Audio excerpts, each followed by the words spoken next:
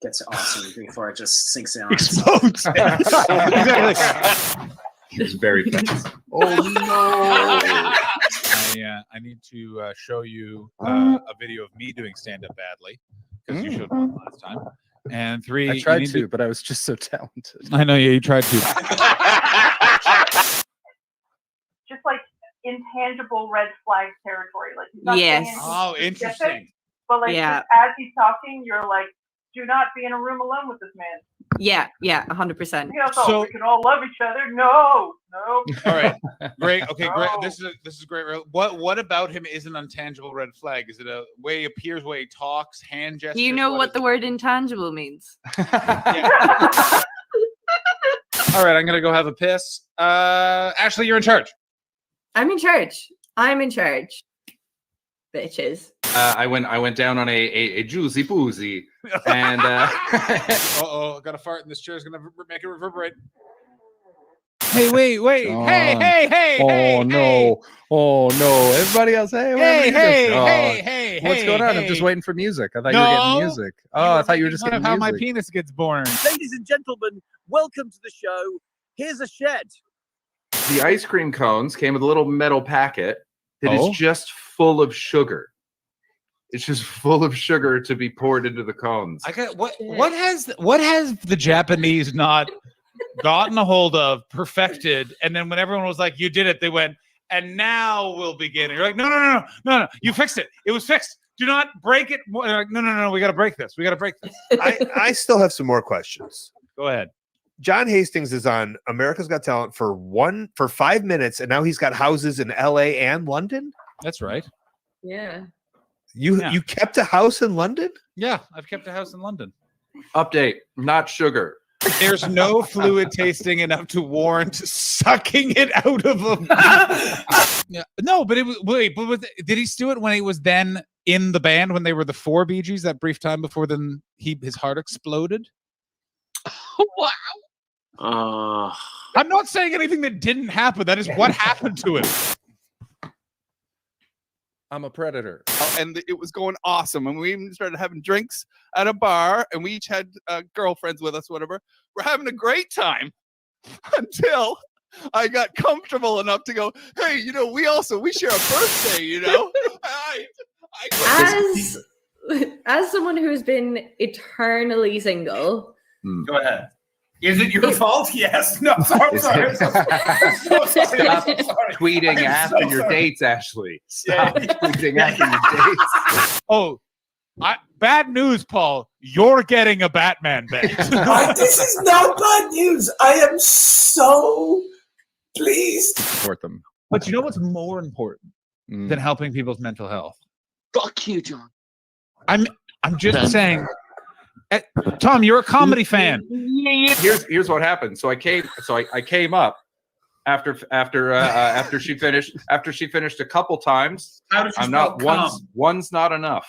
What a you go for 2. That's how you start it out. Smoother crunches. And then Jesus, boom.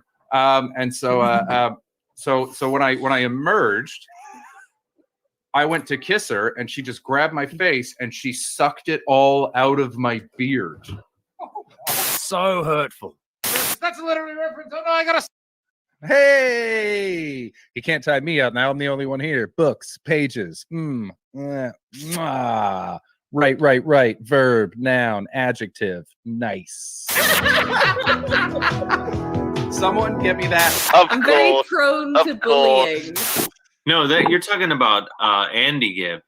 I am talking about Andy Gibb. Pardon me. Get your Gibbs straight if you want to come at me, bro. Sorry. Those nice bearded men and their Aryan friends seem like they're doing very different shows.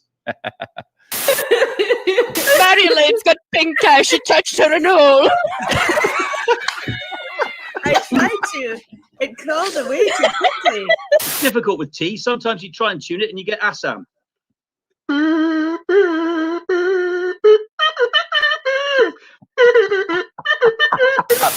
I'm officially declaring it. Jordan is the Governor General of the stream.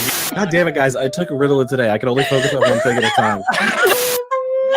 What is happening right now?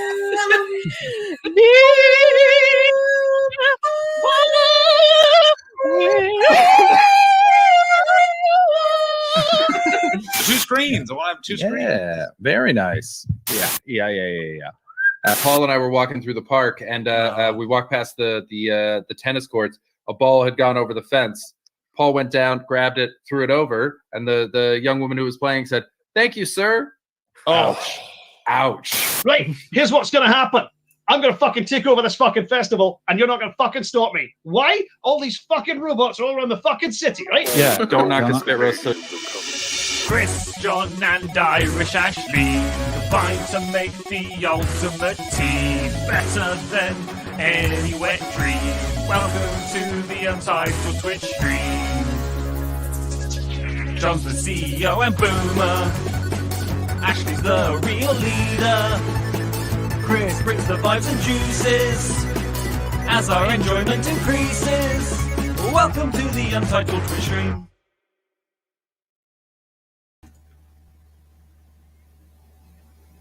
Oh, hello. Hey, everybody. How you doing? It's just me for the first 10 minutes because Ashley is away on a pre-agreed night off, and John is currently waiting in the back of a room while another comedian is overrunning, which is great. And Jordan Robson Kramer, who's going to be the guest host until John gets here, and then just a wonderful guest, is trying to close down his record store. But there's a lot of nerds in there right now trying to get all their Christmas shopping done. So he said he's going to be here in about 10 minutes. So for the first 10 minutes, it's just you and me, folks. How you doing, Troggies? You well? Who we got in? My name is Ruin. Great to see you. Boom Stickery. Kimmers, what's up? Joe Trope. Heartness in the Darkness. Love that name. Kirsten, what's up? Yeah, man. It's just me for about 10 minutes, and then we'll see what happens. I'm currently, before the show, I was watching a bunch of BET awards performances. There's like the tribute to DMX, which was beautiful, and then I was just watching Nelly. You guys remember Nelly? St. Louis's, the king of St. Louis in the early 2000s. I was just watching him do a medley of his greatest hits. And I've hit a moment, in I just realized that I'm touching on middle age because I hated Nelly when he was popular, and now listening to him, I'm like, you know what? I don't know if it's just nostalgia speaking, but this is a goddamn jam. So I don't know if I've grown and I can appreciate Nelly now, but it was pretty fucking good. To be fair, that sounds like it would be great. So many memories. Yeah, Kirsten, the DMX one is like really beautiful. And what's extra like sad about it is I always get a bit like verklempt when I watch it. Is Michael K. Williams is in it, who played Omar in The Wire, who also died of a drug overdose recently. And so he was in it. Everyone wanted him to play DMX in the inevitable biopic because he would have been fucking amazing at it. And he comes out and he does an a cappella bit that's heart-wrenching. It's really beautiful. So it's it's a great, I highly recommend it if you get a chance. It's on YouTube. Just look up DMX Tribute and the BET Awards. It'll come up. Ride With Me. Was that Nelly? I can't remember. Yeah, that was Nelly. Yeah, man. That dude made some jams. I made fun of him for a long ass time. I was very much like do you remember there was like, if you're young, you won't remember this, but for a period, it was very cool to wear a Band-Aid on your face because Nelly wore a Band-Aid on his face. That was one of the dumber moments in fashion history. Hey, Gio, how you doing, buddy? I am alone. It's just me, big guy. I haven't done my solo streams in a while as well. That was stupid, Kirsten. And I had a couple friends that did it, and we mocked them incessantly, absolutely mercilessly. Apparently, Nelly did it because he had a cut on his face when they filmed the video, and then it just became a thing, so he kept doing it, which, I mean, fair enough. You're making money, I guess, and it's become part of your style, but Jesus Christ. Kirsten, I actually did think of busting out a crossword, but because Jordan's going to be here in a few minutes, I didn't think we'd have time, but I would have loved to. Fucking love the crossword. Has anyone still been doing it? If you didn't watch my solo streams, I used to do the New York Times crossword every day. Hey, Gareth, what's up, buddy? I used to do New York Times crossword every day on my solo stream in the afternoon. And it's a lot harder when you don't have, 15, 20 people helping you out to get all the answers. Gareth, how you doing, buddy? Are you doing Christmas gigs? Are you getting overwhelmed by the monsters that are Christmas gigs? If you guys don't know, Christmas gigs for stand-ups. By the way, if you have any questions you want to ask me, anything that that crosses your mind that you'd like to know about me or think I might know about the world, just let me know. Yeah, I got a fair few. Just had a bunch canceled for the next week. Oh, is that because of the new Sarah K? Thank you so much for resubscribing. You know we love you, Sarah. You're absolutely wonderful. Very much appreciated. Gareth, are those canceled? By the way, if you're not following Gareth Wall, follow Gareth and check out his stand-up. He's so goddamn funny and a fantastic streamer. So watch Gareth. But nothing to do with restrictions, but that might happen. So what are they? I was just reading up on them today in the news because I don't just do the crossword in the New York Times. I also skim the headlines.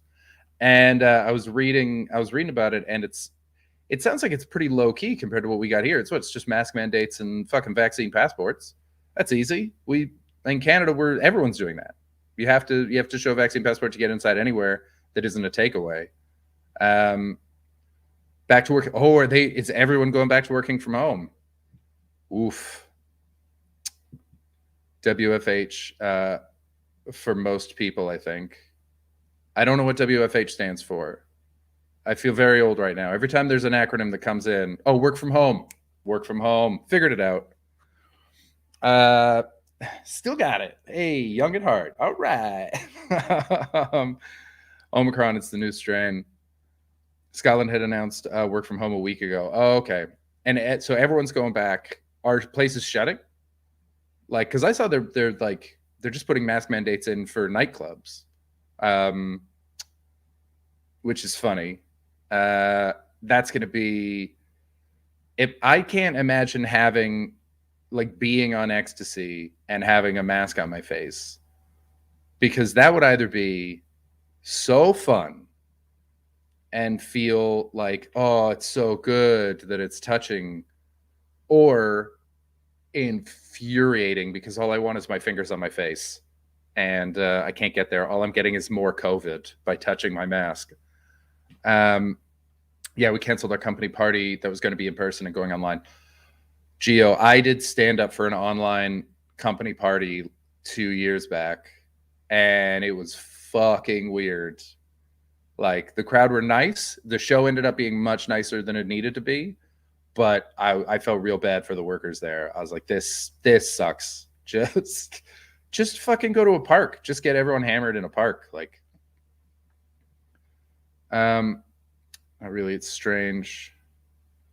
What are gigs like right now, Gareth? Because like John's over there and he's angry, but John's angry at British people in general. So it's tough to tell how much of it is, British stuff, and how much is, something else. Oh, speak of the devil, John Hastings. Hey, buddy. Oh, hi.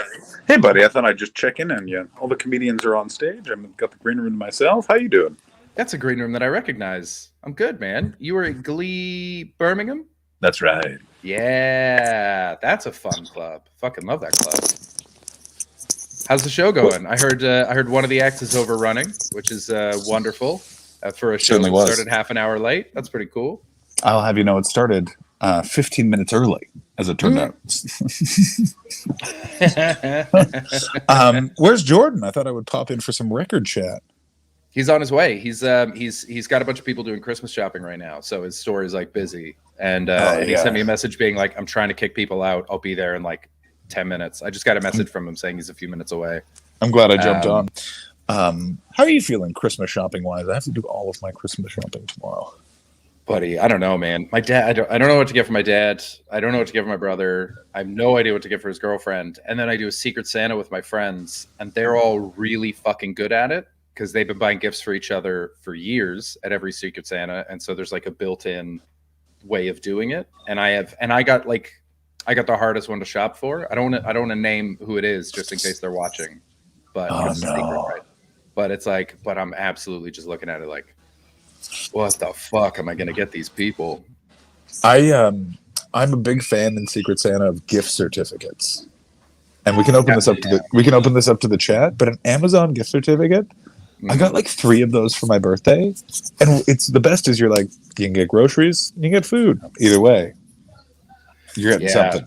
But this is like, they go real personal. They get stuff that is absolutely for that one person, and they're very fucking good at it, because these are the guys that are like, you haven't been here, so you're not part of it. It just feels like you should be part of it.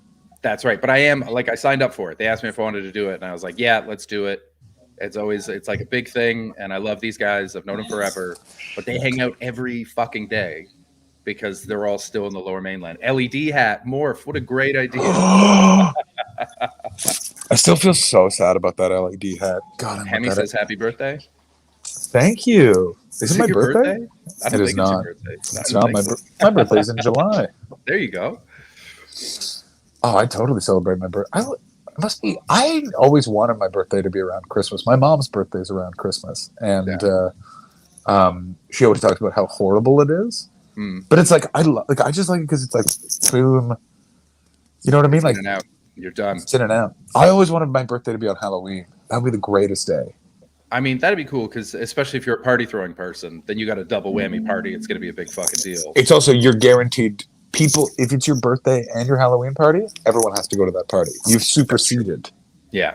But then you have to throw a party. So that would have been a nightmare for me. Speaking of people who love parties, Jordan Robson Kramer, everybody. Are we partying? Oh, my. Jordan, we're partying, bro. I'm going to throw on some of those records you sent me, and we're just going to show each other our boobs. Are you backstage? Are you at a live party? I am. I'm at a comedy gig in England. There's the last act's on stage right now. I just jumped on to see how Chris was doing, because even though I'm not near any of my setup, I just can't let go, and I worry about the little guy. And I'm glad I did, because vinyl is still it's still a market, so you couldn't kick anyone out of your store. Is that what was happening? Oh, you froze. God damn it. John's gone. That was cool. How, Jordan, you're a little quiet. Can you turn up the mic in your settings there? If you just go to cam mic, it should be in there. By the way, yeah, John just disappeared. That was it. He just fucking shut it down. How's the Christmas shopping going with record folks? It's nuts, man. I don't know what to make of. Is this better? Yeah, better. Okay. Yeah, I don't know what to make of this job anymore. Elaborate.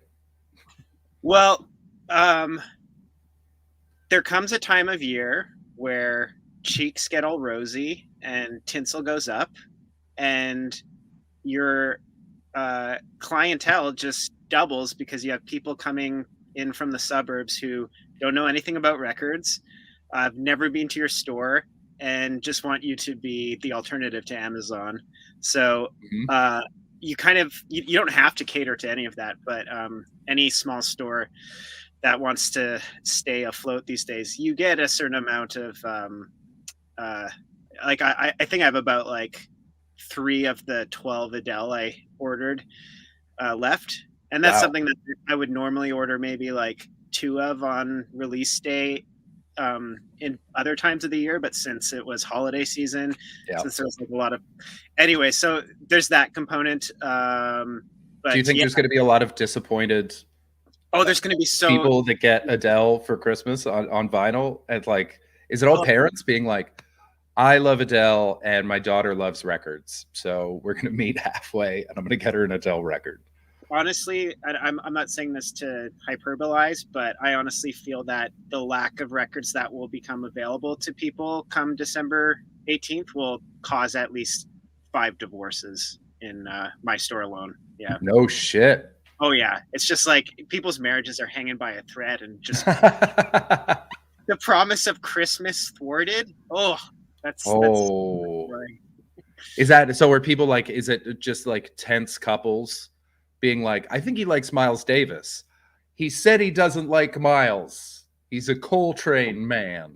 No, it's gonna be trying to buy for their kids who resent having to spend more time with them since the pandemic.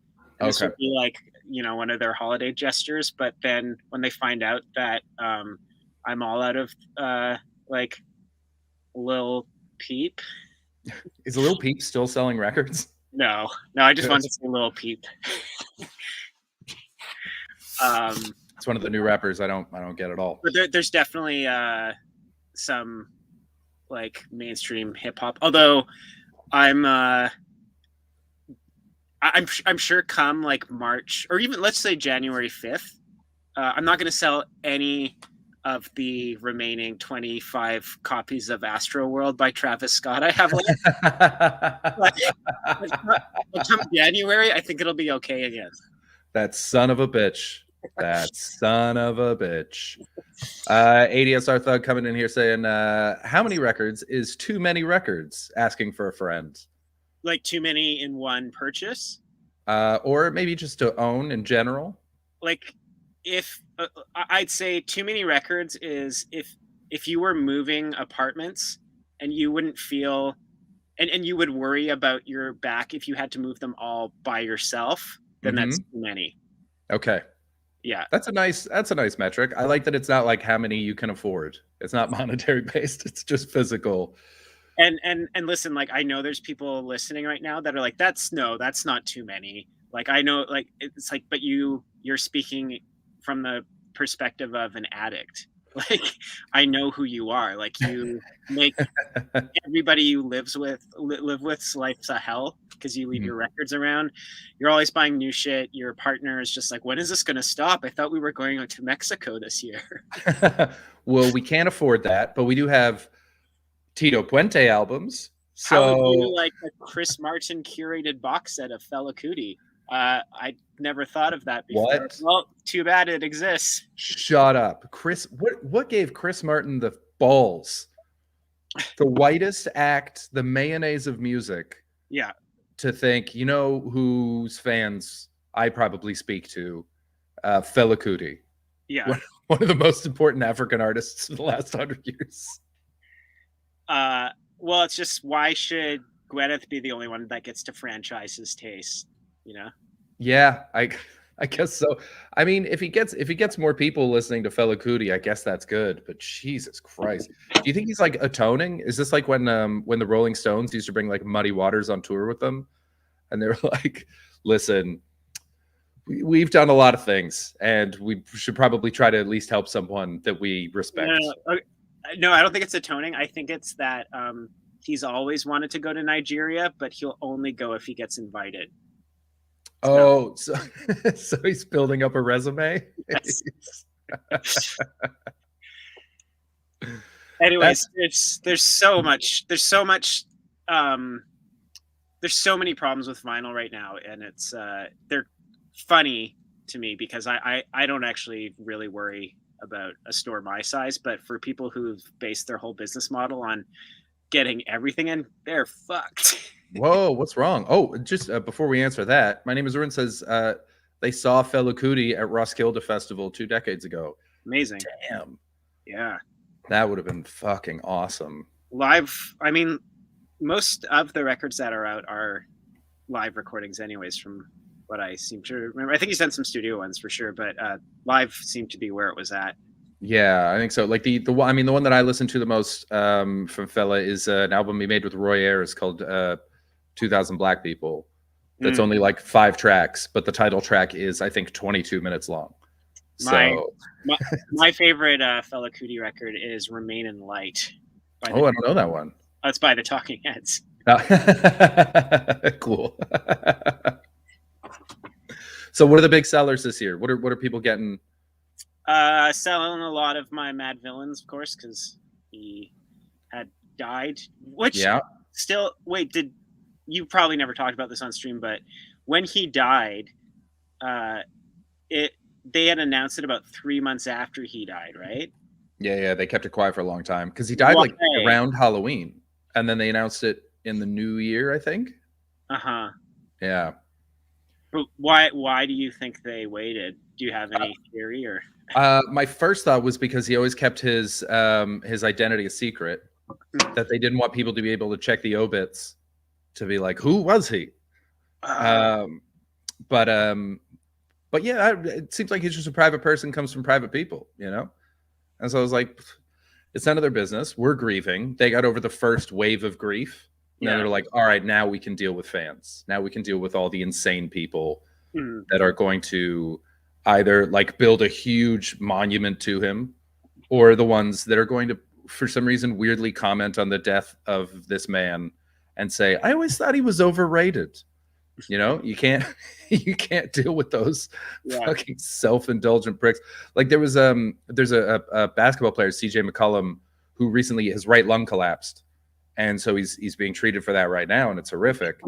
But there was talk of him being traded to the Philadelphia 76ers recently. And under a post about him being in hospital because his right lung collapsed, one of the Sixers fans posted, I always thought he was a little bit overrated, and I don't think that we could really make the most of his playing style, and didn't mention the lung at all. Just talked about trade rumors. I was like, who is this for? Why are you like this? Where's the heart of sports anymore, huh? It's fucking wild. It's actually kind of sweet. It's some of it's very nice, but those guys, like when you're the family of a famous person that dies, I feel like if you have any control over it, it's like the reverse Kobe. Yeah. Because like remember Kobe's family found out from TMZ, I think. Mm-hmm. And so like if you can just hold that in until you can be a person again, and then be like, all right, I'll open the gates, let the fucking public in. I feel like I'd wait as long as possible. That sounds like totally reasonable and what most normal people would do. But since a man who made a whole album dedicated to the joy of eating food. That album's sick though. Food. Yeah. Food No, but I'm saying, like, considering that that Doom was such a sort of pioneer, I feel like he could just register his previous, like, basically I'm trying to say that he's not actually dead, and they're just trying to boost the sales. He's on Tupac Island. Tupac is he's not dead. It's just his brain is alive in a vat still. Sweet, full Futurama style. He's just freestyling in goo. Yeah, until Ye can get it put into his head. Steve Mooney's got a question. He says, when a major singer dies, how much of you is happy that your sales will go up? Oh man, I've always worried somebody would ask me this question. Wait, I'll bring it back up. Oh yeah. I mean, okay, let me put it this way. There's people that have made music that I have no feeling for, that when they die, I'm like, oh, good. Like, I'll be able to sell all these fucking Ted Nugent records or something. Yeah. But then there's other people who, like, if I'm a fan of, like, somebody like Joni Mitchell or Prince or something, but Joni Mitchell's still alive, and I'm sitting on a bunch of her records. And it's not because I think she's going to die soon, though I am aware she is 70. I just want the people who liked her music to be able to get it too. So it's like a little, like for older artists and stuff, but then like random people who die too young, and I don't know. I mean, most of a record store, half of it is just filled with dead people's music anyways, right? Yeah. Have you ever like when someone died like that, had people come into the store crying? Yes. Although it's not actually an amusing story. It's just because it was a singer from here named Lassa DeSella. Yes. Okay. So the people who were upset about it were actually people I knew. Yeah. That was wild. If you're in Montreal, I don't know if are they still doing the Lassa concert? Yeah, I think they did one recently, maybe even. Yeah. Okay. Yeah, Lassa was a local artist who died tragically young. And they started running cool fundraising concerts for her and celebrating. And she died, I think, before I got to Montreal, but I got to know a lot of the people in her circle. And so like I heard a lot of stories about her. And she meant a lot to the music scene there, which is always nice to see. Well, she was also one of those artists because since she sang in Spanish, English, and French, she had loyal fan base here in Montreal, really big fan base in France, fan base in Spain, and a fan base in Mexico. Wow. So she was able to kind of tour the world just on that alone. And That's it awesome. was and she was like raised by and I know this because I at the time that she died, I was dating her half sister. But yeah, like she was raised by a Mexican American family, but then moved to France where she came from this totally intensely creative artistic family who like two of her sisters were in like this traveling circus in Europe. Holy shit. Anyways, yeah, totally. Like it wasn't like some affected thing singing in 3 languages. She was like one of those people who actually just grew up speaking 3 languages on the reg. So, What was her last name again? Desela. So those are 2 different words, DE and then SELA. There we go. I just put the name in the chat for all the channels if anyone wants to check out Lass's music. This is good stuff. She's a talented lady. Have you ever had someone come in and be like, "Can you believe what happened to Smoke Perp?" And you're like, "Yeah." Yeah. No, although I did have somebody, and I actually thought I had gotten like rid of them at this point. And this isn't like some political like try to be super woke thing. It actually comes to down to just not wanting to deal with the hassle of, like I have a comedy section. You know what records you won't find in there anymore?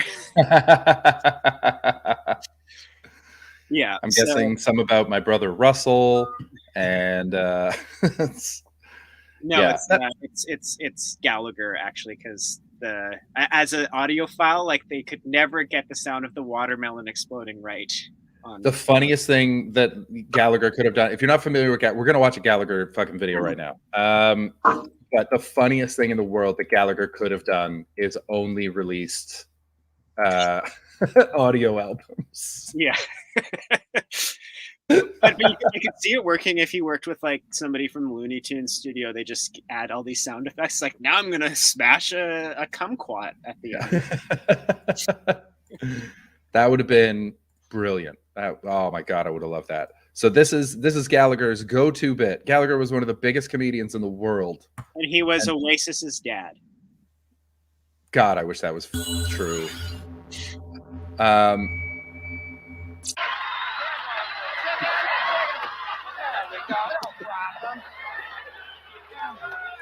To be clear, I'm not laughing because this is actually funny for me. Ladies and gentlemen, For the podcast listeners, he's just got a I hammer. don't want to end a very smart show with a lot of stupidity. So instead, I would like to leave you with these words of wisdom. What an outfit. One Actually, remember, sick look. don't pick shit up. Look at all the stuff he's Chances are destroyed. when you need it again, it'll be right there where you left it. Oh yeah, everybody So wore remember, those behind sheets every up front. successful man is an amazed mother-in-law. Yeah, the front row always got tarps. So, And this is a pretty big fucking sledgehammer. so too. I think it's worth trying to succeed Yeah. just for the opportunity of fucking her up. Hey. Look at that, in a theater, in a goddamn theater. Don't think that just because Here comes the I'm watermelon. having pain. Here it comes. This is his big bit. My name's Gallagher, and I smash attention to watermelons. this little watermelon. Is that a cop that's a pig? Yes, it is. This is as political as he gets. Is there anyone that particularly does not want me to smash this pig? Well, then let's go ahead. Like that. Unbelievable. That watermelon exploded like somebody's head in that Cronenberg movie Scanners. it was a massive explosion. This is when people ask me, they're like, "What do you mean comedy used to be easier?" I'm just gonna show them that video from now on. I'm just gonna be like, this guy just smashed watermelons with a hammer and was a multi-millionaire. That's how easy stand-up used to be. Did you ever hear that like half of a Mark Maron interview that he did with Gallagher? Gallagher walks off. Where he stormed out of the hotel room? Great. Because why? Because he wanted to talk to him about the watermelon? No, I think because Gallagher says a bunch of racist things. And so Maron's like, so what's the deal with all this racism, bud? And Gallagher tore the microphone out and stormed out of the hotel room, which I hope was his own hotel room. Yeah. I never found out whose room it was, but God, that would be wonderful. So I got to ask you this, Chris. As a comedian, would you say in your experience some comedians have a lot of rage within them? Yes. Did you ever feel that jokes weren't enough and you should break things on stage as well? God, what I would give. That would be so funny. That's like, I mean, he probably has like people like fruit vendors. He's never paid for a watermelon because fruit vendors were honored to say that they supplied Gallagher with all of his watermelons and everything that he did. It's like, what a wild way to live. He toured the goddamn world. Did he was on television? Did he start as somebody who was just doing straight up stand up and then was like, you know what, I need to get bigger somehow, or what? Like, how would it get to that? I think he must have started out as a weirdo. Unless so maybe what happened was he started out as a normal comic. His jokes kept bombing. He got furious with the crowd, smashed he happened to have a hammer on him because he's secretly a serial killer, and smashed it and that crushed just as a symbol of rage. And he went, no pun intended. I found my voice. That's every comic has like a moment where you go, oh, this is it. This is the stand-up that I do. Holy shit. And it's a really big moment. And his was when he fucking, out of pure rage, crushed something on stage. Did you ever see Texas Chainsaw Massacre? No, I do not like spooky movies. It's a horrifying movie. It's not spooky. These are real people. Yeah. Anyways, I was just spooky. If it spooks me out, what? Spooky. Listen, Chris, you got Texas, you got a chainsaw, and you know what that equals? Fun time. The Texas Chainsaw Fun Time. Brisket.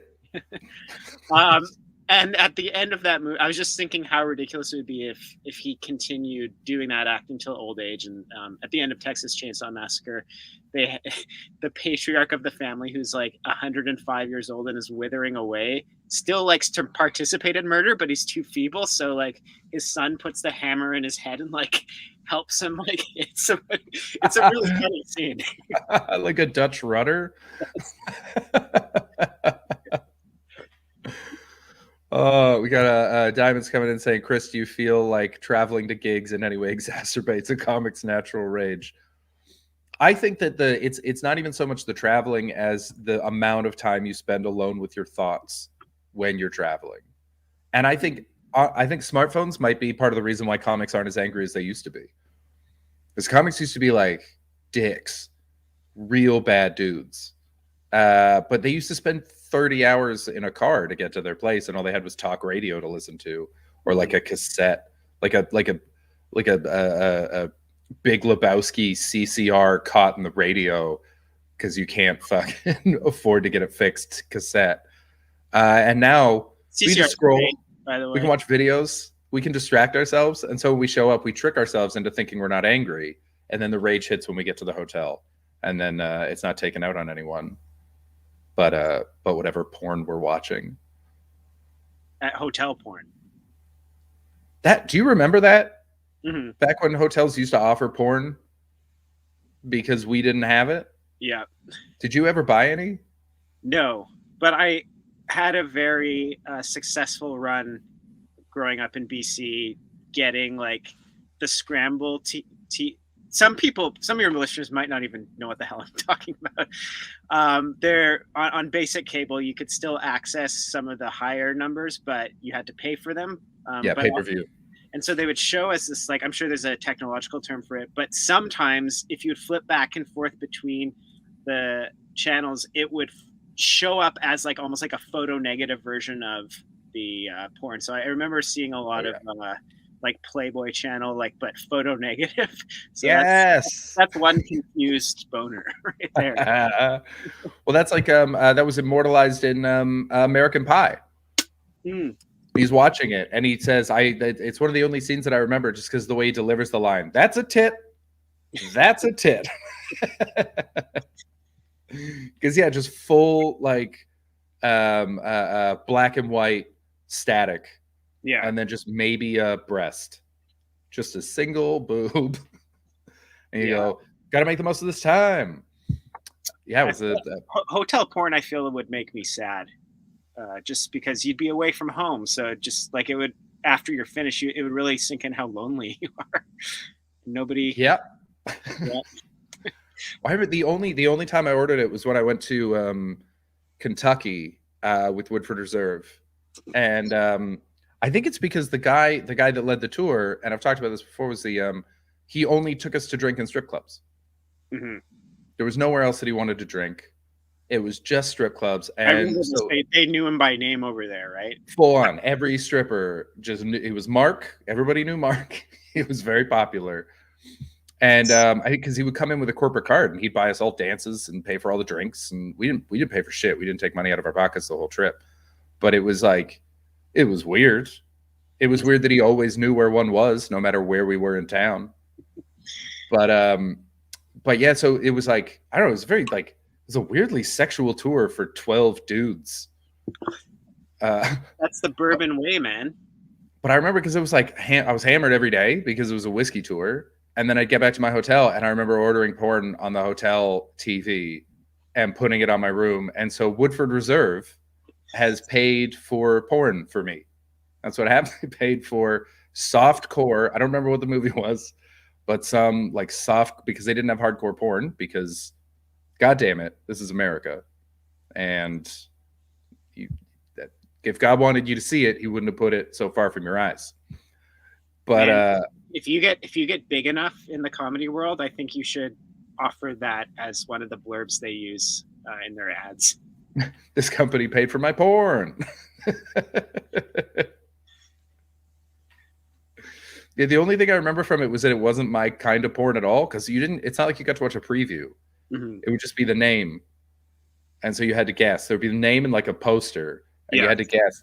And every single one just had like that like 90s style of like Pamela Anderson-esque ridiculous fake tits. Yeah. Absurd. Absurd breasts.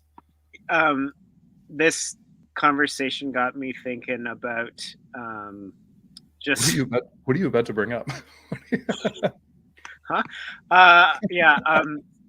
So there was that, but also, you know, growing up in the 90s, before I even had a computer, early sort of like wanting to look at the naked form, like one of my go-to images was, so we had this book on the about the Louvre, and we had like some sample paintings, and I swear to God, I looked at this painting at least like 30 times a week when I was 12 years old. Yep, that checks out. Ladies and gentlemen, we're about to have some nudity on the stream, but it's art. It's not porn. It's art. So this was Jordan's. The Turkish Bath by Jean Auguste Dominique Ingres. That's so funny. I love that, like, it took you no time to find the painting. You knew exactly what it was called and where to find it. Yep. That's a tit. But that's like now that I'm an adult, I'm like, I don't think this place actually ever existed. This is like the ultimate male fantasy I've ever seen. Yeah, they're all so closely packed together and they're like snuggling. One of them's playing a lyre. Yeah. What is this place? I mean, it's got to be a brothel. And they got some tea going on. I don't know. I think I think this is just, you know what? I choose to believe that this is what happens when a bunch of women are sick of men's bullshit.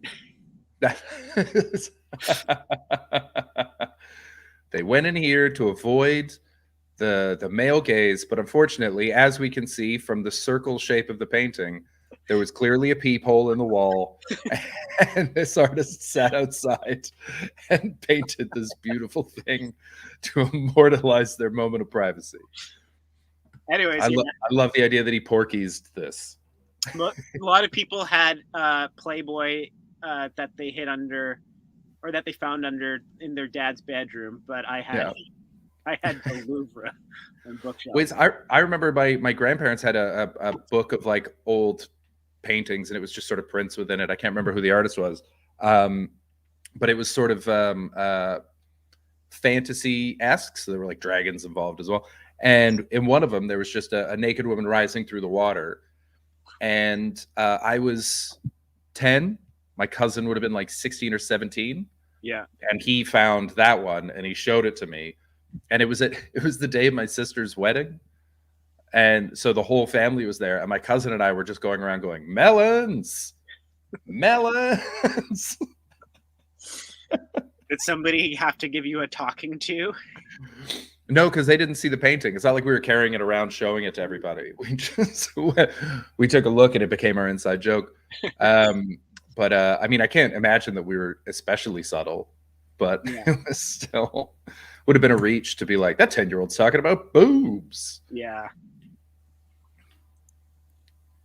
Was this truth coming out of her well to shame mankind? Oh, what's that? I haven't seen that painting. Truth coming out of I think her. that's the name of a PJ Harvey record, actually. Oh, what are your recommendations right now? Music-wise? Yeah. Oh man, depends on your mood. That's so funny. What do we got? I'll bring it up. This is great. I didn't know that that's what this painting was called.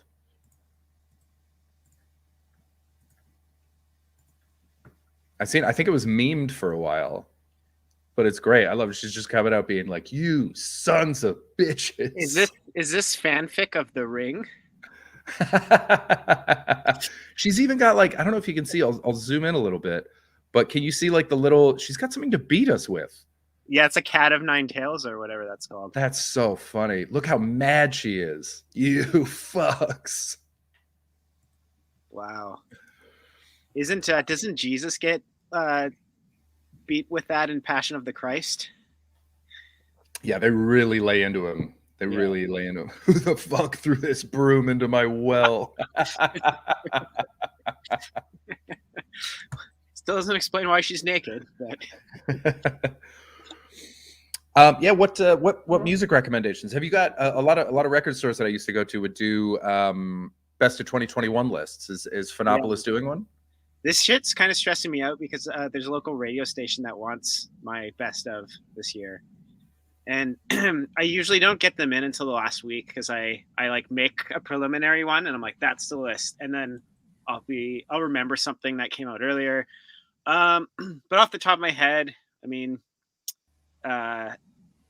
this is all over the place, but I like that last.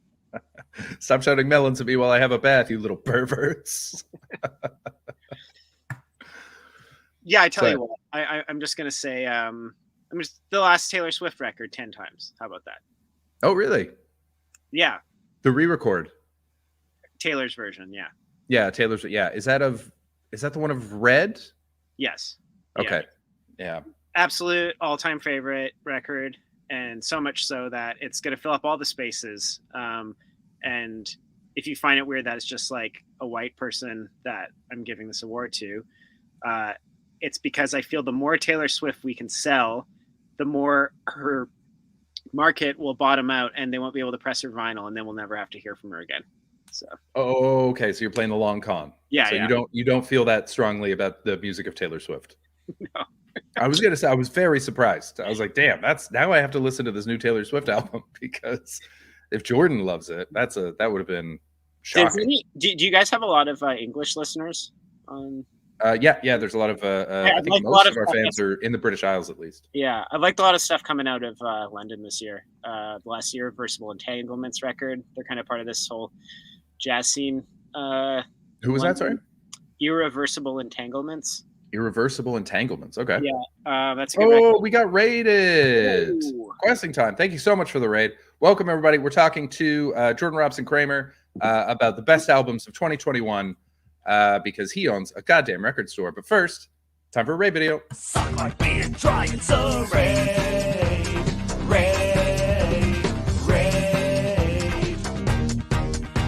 Welcome to the Untitled Twitch stream with John and Chris and Ashley. Stick around and give us a follow. You are awesome.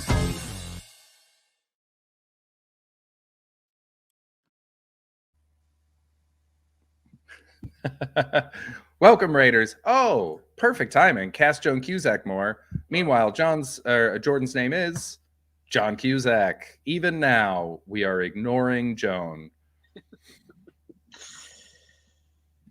Aw, I love me some fucking Joan Cusack. She's so talented. She's so much better than her brother. He still has his moments. He has his moments, but I think Joan Cusack is.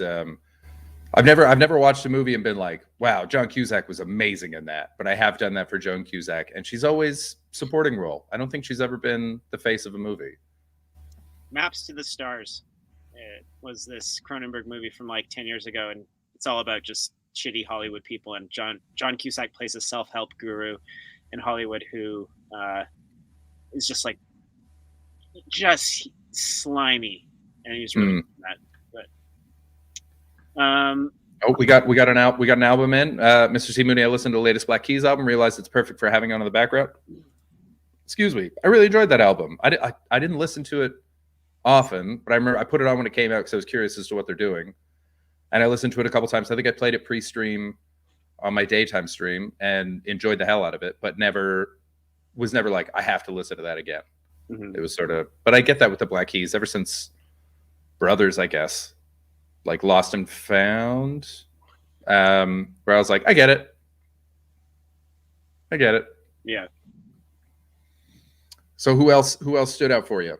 Who have you got on your preliminary list? I guess I'll rep local. There's a guy named Paul Jacobs who lives here in Montreal. Okay. He released a record called Pink Dogs in the Green Grass, and the album cover is really cool. Actually, it looks like a giant tab of blotter acid or something, but just kind of does his own like one-man studio sort of thing. And it's like a good low-key psychedelic record. It's not like super huge psychedelia. It's more like having a microdose of shrooms and lying in the hammock psychedelia. Okay. Yeah. Okay, nice. That's the perfect amount of psychedelia. Are you playing Christmas music in the store yet? I, as a rule, don't. No, Not at all. I had to go to the post office 3 weeks ago. There, John was just clapping. Bless this man for not bowing to the corporate pressures. All of you Christmas music holics. If it's not Jingle Bells, guess where you can go? In the bin. I don't want to fucking hear Deck the Halls. I'm gonna deck you in the hall. But there's great stuff. You don't have to listen. It doesn't have to be Mariah Carey and Wham. I mean, Santa Claus Comes Straight to the Ghetto by James Brown is a fucking jam. Also Christmas in Hollis by Run DMC is the best Christmas song and is fucking not played nearly. Like, I know we would get. I want to just listen to it. Like, just that hook. Is everyone listening? Is everyone hearing the hook? If you haven't heard it, go watch Die Hard. 2 fun things about Die Hard. 1, it's Die Hard. 2, Christmas in Hollis is in it. Mm-hmm. Yeah, that's what they're playing in the limo. Can I take a poll right now for the two of you? Mm-hmm. Yes. Where do you honestly stand on Simply Having a Wonderful Christmas Time by Paul McCartney? I gotta stand for it because it's very catchy. Yeah, like it's it's in my head now. Yeah. It was immediately like, and I pictured myself walking through a mall, just having a nice time, trying to buy things for people I love. This is also, I know this is terrible and I'm a bad person, but Amazon is so my friend in Christmas shopping because my problem is I'm in England in a hotel. Everyone's around the world. Yeah. Like everyone used to just get emailed gift certificates. That's what that was. Or DVDs before it was DVDs. I'd mail them all DVDs. I got to say, something that I miss about living in London is Amazon being right there. The island, oh my God, not so useful. That's with Prime. They're like, we can get it to you by December 28th. And I'm like, that's 3 weeks away. This is LA fucking is bullshit. LA is wild. I've had it in 2 hours. One of them was like, because LA is just an Amazon depot at this point. Like it's just an Amazon depot. Okay. And they rocket deliveries. It is wild. Remember like when we bought all of our setup? Remember that week when we just went, all right, we're doubling down. Yeah. All of your stuff like dribbled in, and all of my stuff was like boom there. Yeah. Yeah. We get Same-day same day delivery. stuff. Oh my god. I mean, and grocery shopping on Amazon. Sorry, Ralph's. I know that I had a big deep cry in you right after my divorce, but I'm never going into a grocery store again. I love grocery stores, but I can't. The convenience, Jordan. Look at me. The convenience. Jordan, what is what Christmas music do you recommend? Jordan, are you trying it out? I'm trying. He was trying. Yeah, there it is. Oh, look at him gazing Pretty into each fun, other's huh? eyes. It is pretty fun. All right. I got to tell you, I don't know how people feel about that bit. And seeing as how we just lost 21 people, I feel like they hate that bit. They were immediate post raid though. We always have a bunch of people drop off immediate. Who post-raid. raided, by the way? Questing Time. The wonderful Questing Time. Questing Time. Still haven't seen Paul since I've been over. I need to actually rectify that. Yeah, So, you should.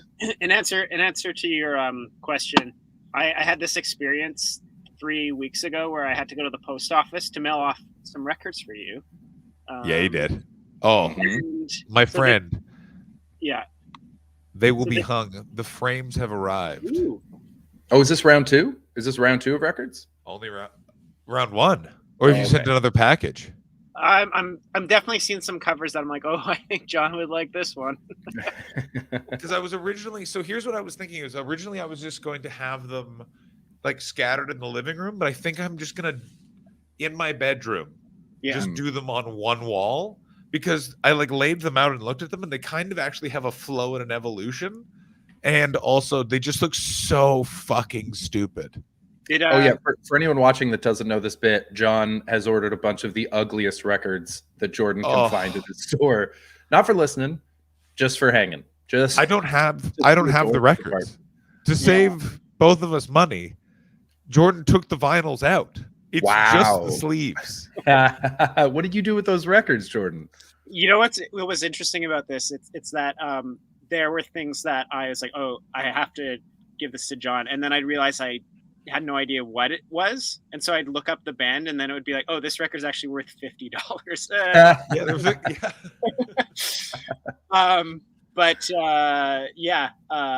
What was your question, Chris? Oh, what did you do with the records after you sent off the I bases? just put like a sleeve on them and put them in my dollar bin for $1. So nice. That's how I got Summertime Pool Party by Pigeon John. Ooh, I don't know who that is, but I don't know what that is, but I want it.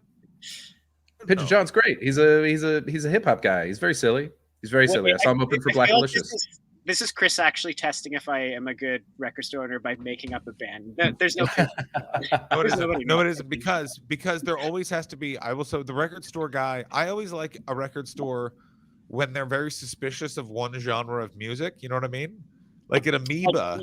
Yeah. There was a guy in LA. This guy was fucking great. Of like, because I wanted to go look at like very old weird punk things and wanted like weird punk T-shirts, and I'm a loser. I'm like, yeah, hey, do you have anything that's just Pat Smear? Okay.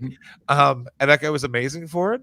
But I remember we were walking through the metal section. He was like, who could listen to this so fast? And I was like, you can't be angry at metal if you're a punk rocker. But I'm like, but you want that in a record store guy. But there's one, he's like, I don't know. I don't have time for hip hop. That's what you should start saying to people. Here's the thing, though, because if you came to my store, you might have the impression that I don't care about metalheads, but it's actually no one does, because Montreal. I am one. No one cares about us. Montreal. No, it's Montreal is such a metal city that they all institutionally go to either Cheap Thrills downtown or to Sound Central in the Plateau.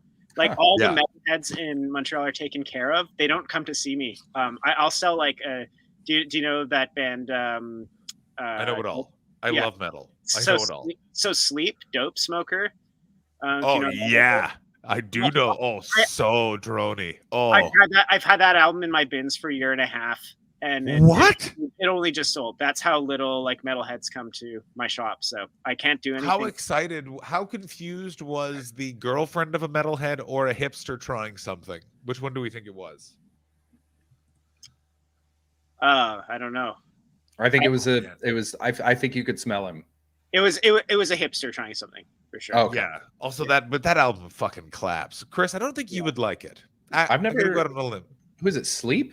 Yeah, it's not Team Sleep. Not the Chino Moreno. You got your thrash metal. You got your glam metal. You got all kinds of metal, but this is like couch lock metal. This is I ate 3 edibles too many, and I'm fucked for the rest of the night metal.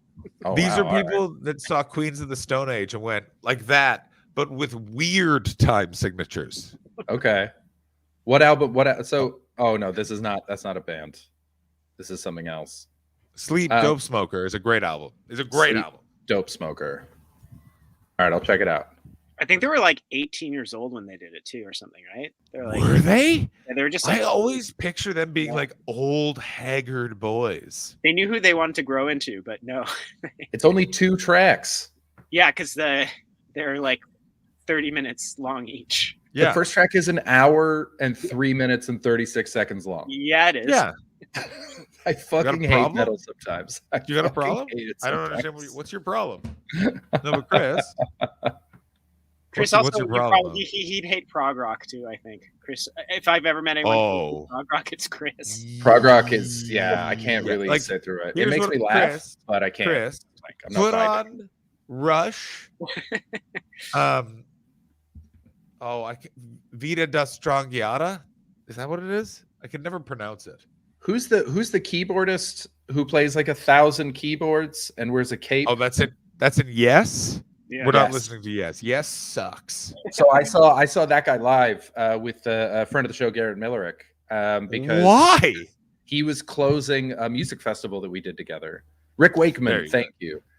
And so we went to go and Garrett fucking loves Rick Wakeman. Oh my God, Garrett. Here's the thing with Garrett. What I like about hanging out with Garrett is Garrett's gonna white rhino the conversation a little bit. But if Garrett loves something, he loves it. Like, do you understand? Like, I am like, he goes hard. Like, his wife is very lucky in that she's just married someone that, like, his wife could turn up covered in blood, and he would be like, "Do I just need to say you were here, or I just don't know anything?" Like, there wouldn't be even. He doesn't need to know. You know what I'm saying? Yeah. But his wife, of course, he likes. Yes, of course he does. Fucking loves them, and it made me laugh so hard going to that show. So, like, if you haven't seen Rick Wakeman. Rick Wakeman has, I think he had 12 keyboards.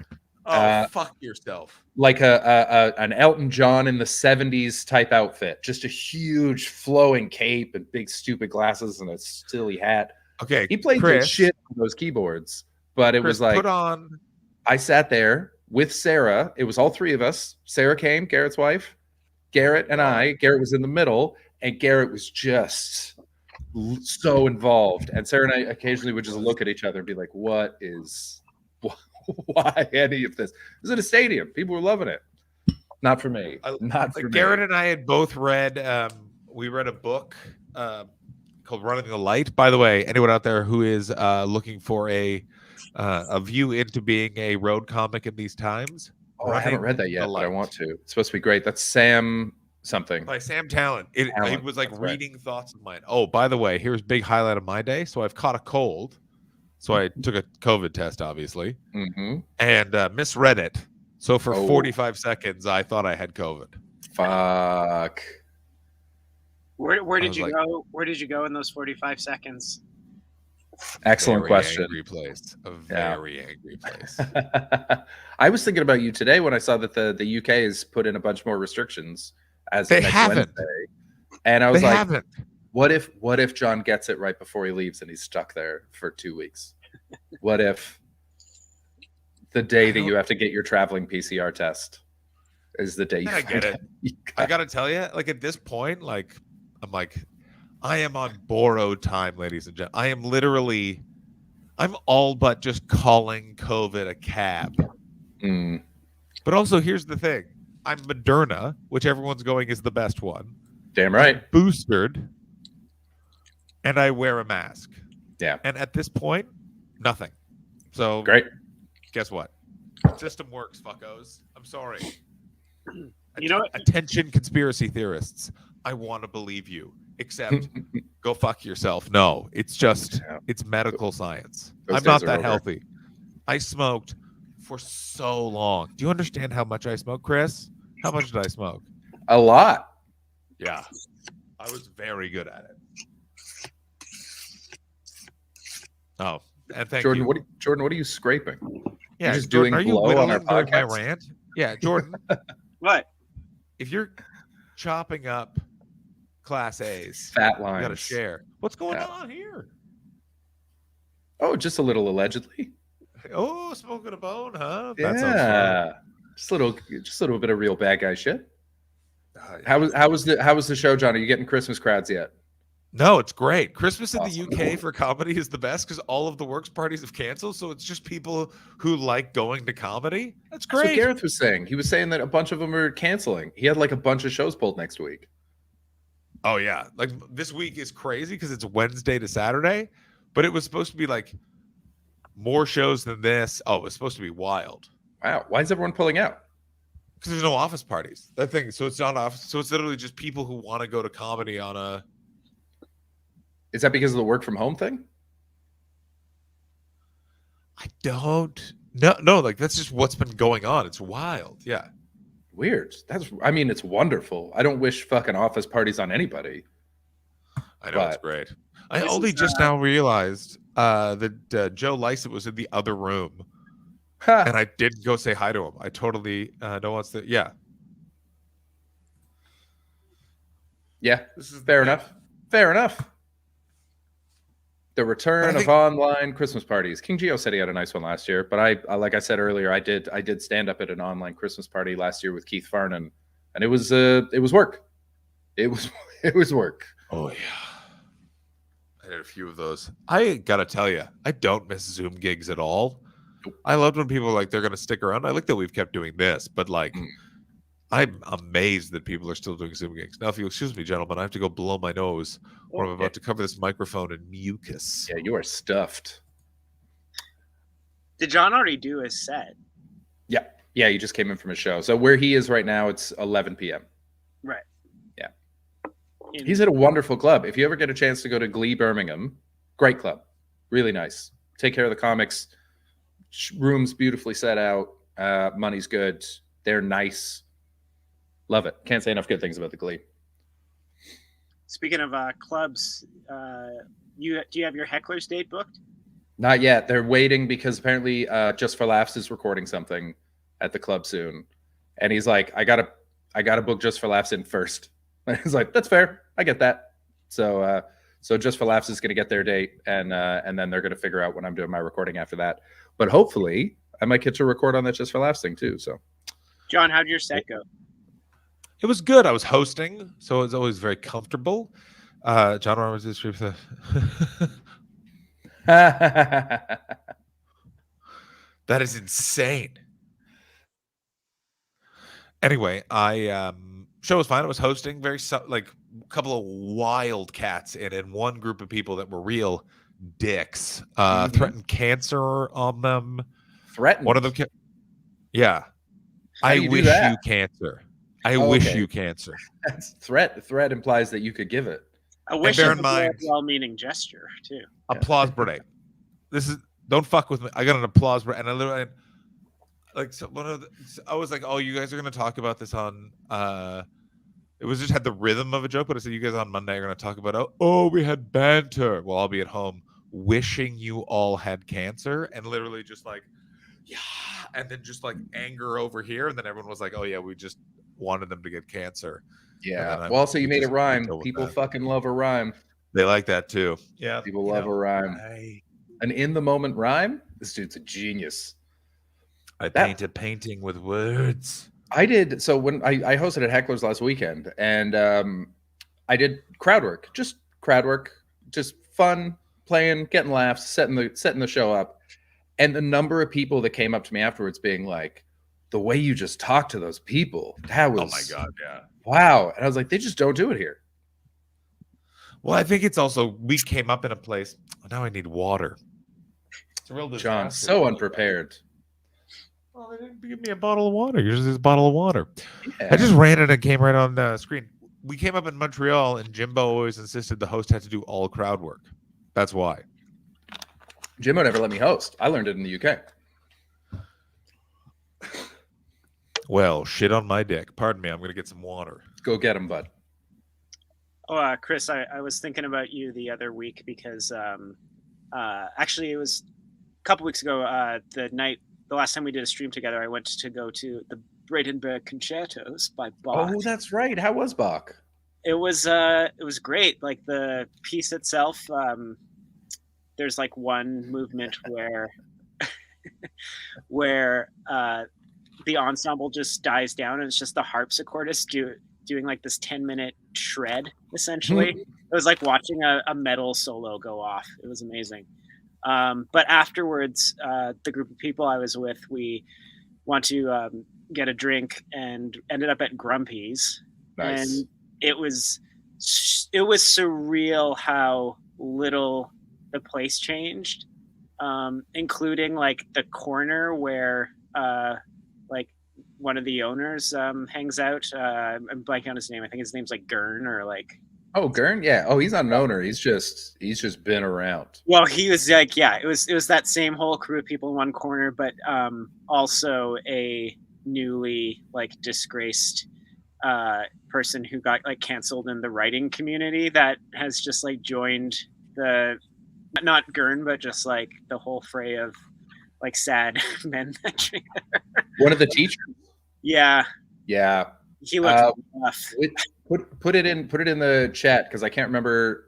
You know who I'm talking about? We used to see him at Sparrow. I know the two. What are we talking about right now? Jordan went to. Oh yeah. That's what I thought. Yeah. Jordan went to Grumpy's after a Bach concert because life demands juxtaposition. All right.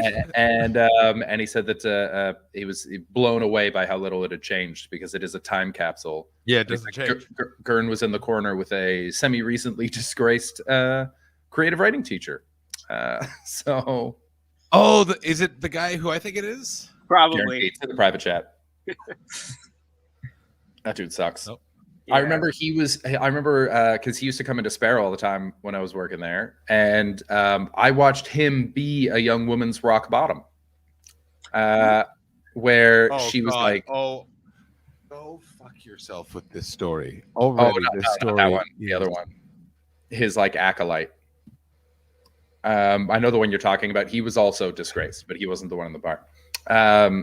But yeah, so it was the this girl. She used to come in on the poetry nights, and she was like hippie, like one of those just loose, flowing everything, writing stuff.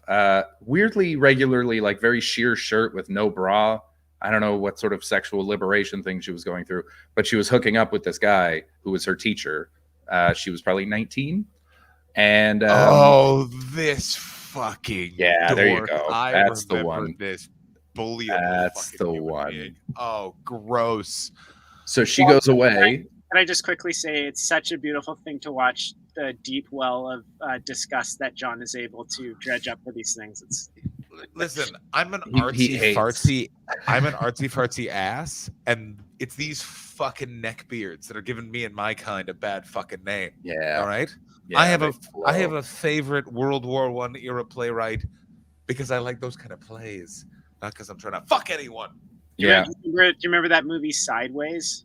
Yes, I do. This movie is like it's like if they made a sequel to that movie and you find out the guy's just like a fucking creep. Yeah. I always assume everyone played by Paul Giamatti is a fucking creep.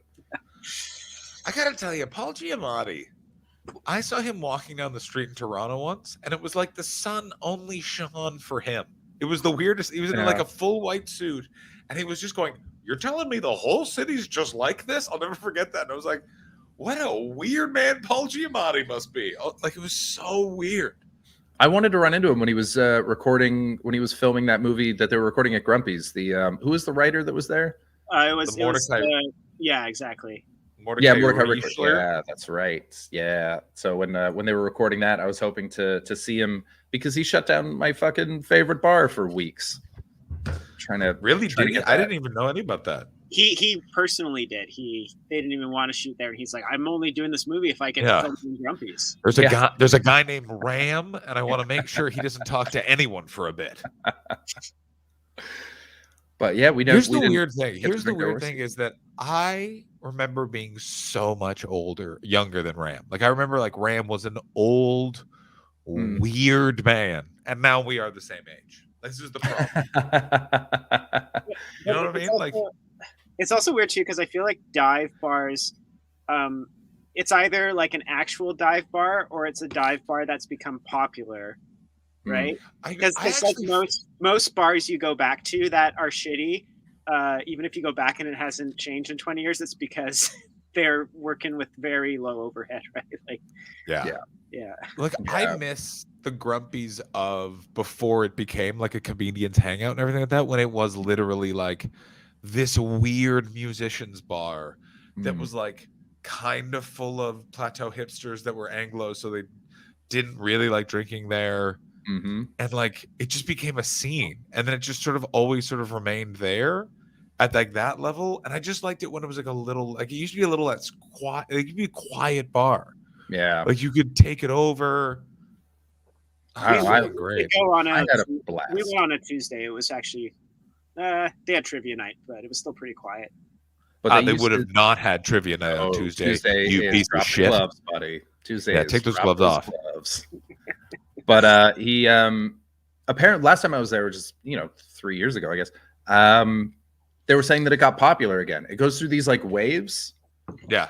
Of being like everyone hates it and they go drink somewhere else, and then all of a sudden they go, oh, what's this cool bar where the bartender's so mean to me, and then it's full, and apparently it was just full of McGill kids for the last like year before I got there. And I remember walking in and being like, the reason that I knew they were right is because everyone was polite during Drop the Gloves. Everyone was just listening, and I was like, this isn't the bar I know and love. Oh my God. It used to be, because I did it before they knew it was a comedy open mic. It was just it was just an actual open mic. There were poets. We had poets. Oh, I had poets. We had all that. We had musicians. We had Highland dancers. We Dude, had a deaf rapper called MC Puzzle. Have we not waxed lyrical about Drop the Gloves on this very program recently? So we must have. Jordan, do you know what we're talking about? I don't think so, no. That's the Tuesday open mic. That's where we did our performance. Oh, okay. Yeah, so Montreal was such a small scene when I started. Deanne Smith, Dan Bingham, and another guy named Peter Radomski I know Peter. Oh, we all know Peter. Yeah. Hates my guts. Literally hates my guts. To this day, like will not speak to me. Hates my guts. Cheers. He shook my hand because I bought 100 CDs off of him. Oh, was he one of the wild music collectors that you had to go to their house and? Nope. No, he just came in with them. Okay. Then, what? He was absolutely shocked when I knew who he was. I was like, yeah, I used to hang out all the time at the Comedy Works and Comedy Nest. Like I've seen you host like 20 times. You've been wild. So funny. What is the fucking movie? I'm looking it up right now. There was a movie, Ghost World. So I remember talking to Peter, and he was like, my only goal is to not become Steve Buscemi in Ghost World. He's like, I just need to keep that at an arm's length because that's too sad. Yeah. But I remember saying to him, I was like, that's who you remind me of. And he was very hurt. But it was yeah, he's absolutely got that vibe. Fucking cock that is. It's like, where do I recognize you from? Any character portrayed by Steve Buscemi is not like, thanks. You know what I mean? So this guy I'm friends with, who owns like. Is it me? No. Oh. But his name does start with a J. Oh, is it me? His name's Jeremy. It's always me. And yeah, he runs like the big store in Victoria that I used to buy records from as a teenager. And over the years, he's given me advice, but he's definitely, he kind of gives me a tough love approach of working at record stores. Like he said things like, if you want a record store to survive, you're gonna have to be there 16 hours a day, 7 days a week, or else it's not gonna fucking work.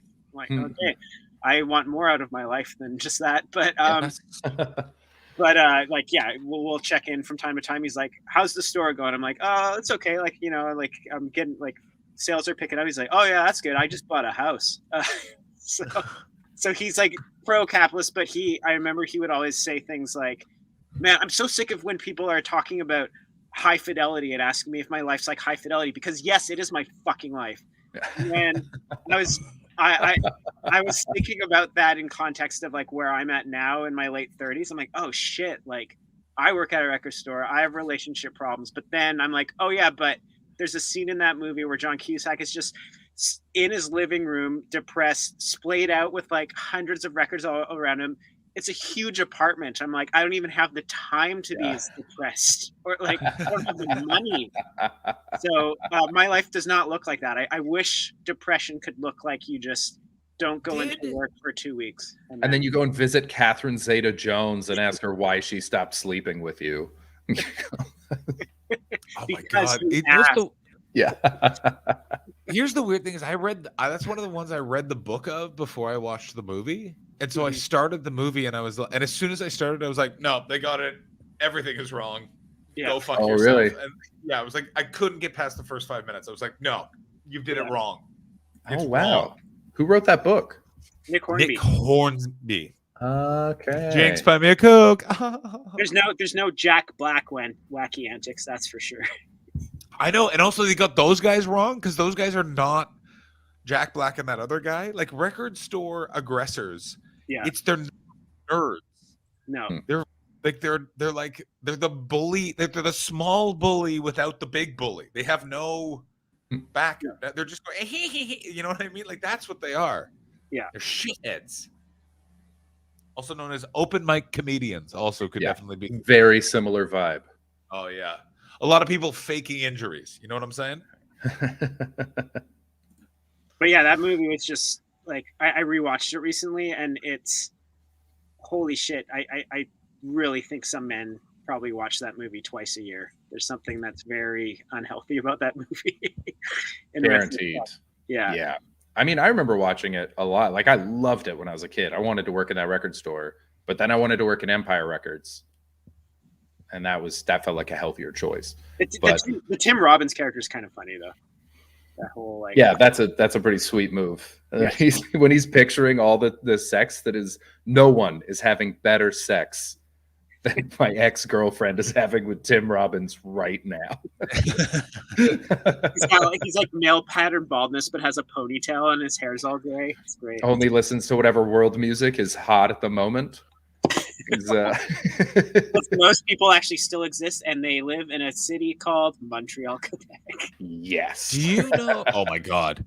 I have to say this about Montreal because I spent 4 months there in the summer of 2020. Oh, Jordan, if I had known you had a record store, I could have popped in. I used to run around the plateau all the time. Oh. The one thing that Montreal has abundance of is a lot of guys just stopping and watching kids' sports. Do you know what I'm saying? I fucking love watching kids' sports. Yeah, but like 1 or 2 guys, we're talking like 10 to 15 guys. And it's just, you're like, yeah. I also know it has that, and it also has possibly those same 10 to 15 guys who will literally spend 2 hours on a Sunday just looking into a construction like excavation. Oh, fuck yeah. Just literally all brought coffee, like a bunch of guys with mugs from their homes that they walked with. Yeah, well, oh, they got the girders up. Yeah, you know what? They say this project's budgeted at $2 billion. They're not getting it done for $3 million. I'm like, what do you do? Yeah. Oh, you teach geography? You know nothing of construction, you fucking asshole. Yeah, Montreal's definitely got a lot of strange male archetypes. I don't know, like if every city does in its own way, like, but Montreal feels more than any city I've been to. It's like, oh, these people like got weird to a point where they don't even realize they're weird. which Well, makes Montreal is a world unto itself. It's a Yeah. it's a kingdom in a kingdom. Like like Montreal is one of the few places that still has genuine local celebrities. Yeah. Yes, sure. that's exactly correct, Steve Mooney. You've nailed it. That's exactly what it looks like. Yeah, like it's Montreal's one of the few places of like, do you remember the band Lakes of Canada? Yes. Yes, Vegas. fuck you. Never. They're like no. they drew a crowd, but like in Montreal. Yeah, of course. And that was like, but people be like, I remember hanging out because I knew the singer fairly well because he used to hang out. He was like dating a comic for a while, and so he'd be at shows a lot. And he used to drink at the Sparrow as well, and so like I knew him to hang out with. But every now and then we'd just be sitting having a bar, and some fucking stranger would just be like, oh, "Are you Jake from Lakes of Canada?" I'd be like, "Really? He just lives here. Like you can just see him. He's at the Dep. Like don't." But yeah, they fucking love it. There's a whole scene there, which I think is magical. I think that's like a wonderful thing. It's dead, and the only person who gets recognized is Charlotte Caldin. Who? Oh, I don't know that guy. Who's that? Charlotte Caldin.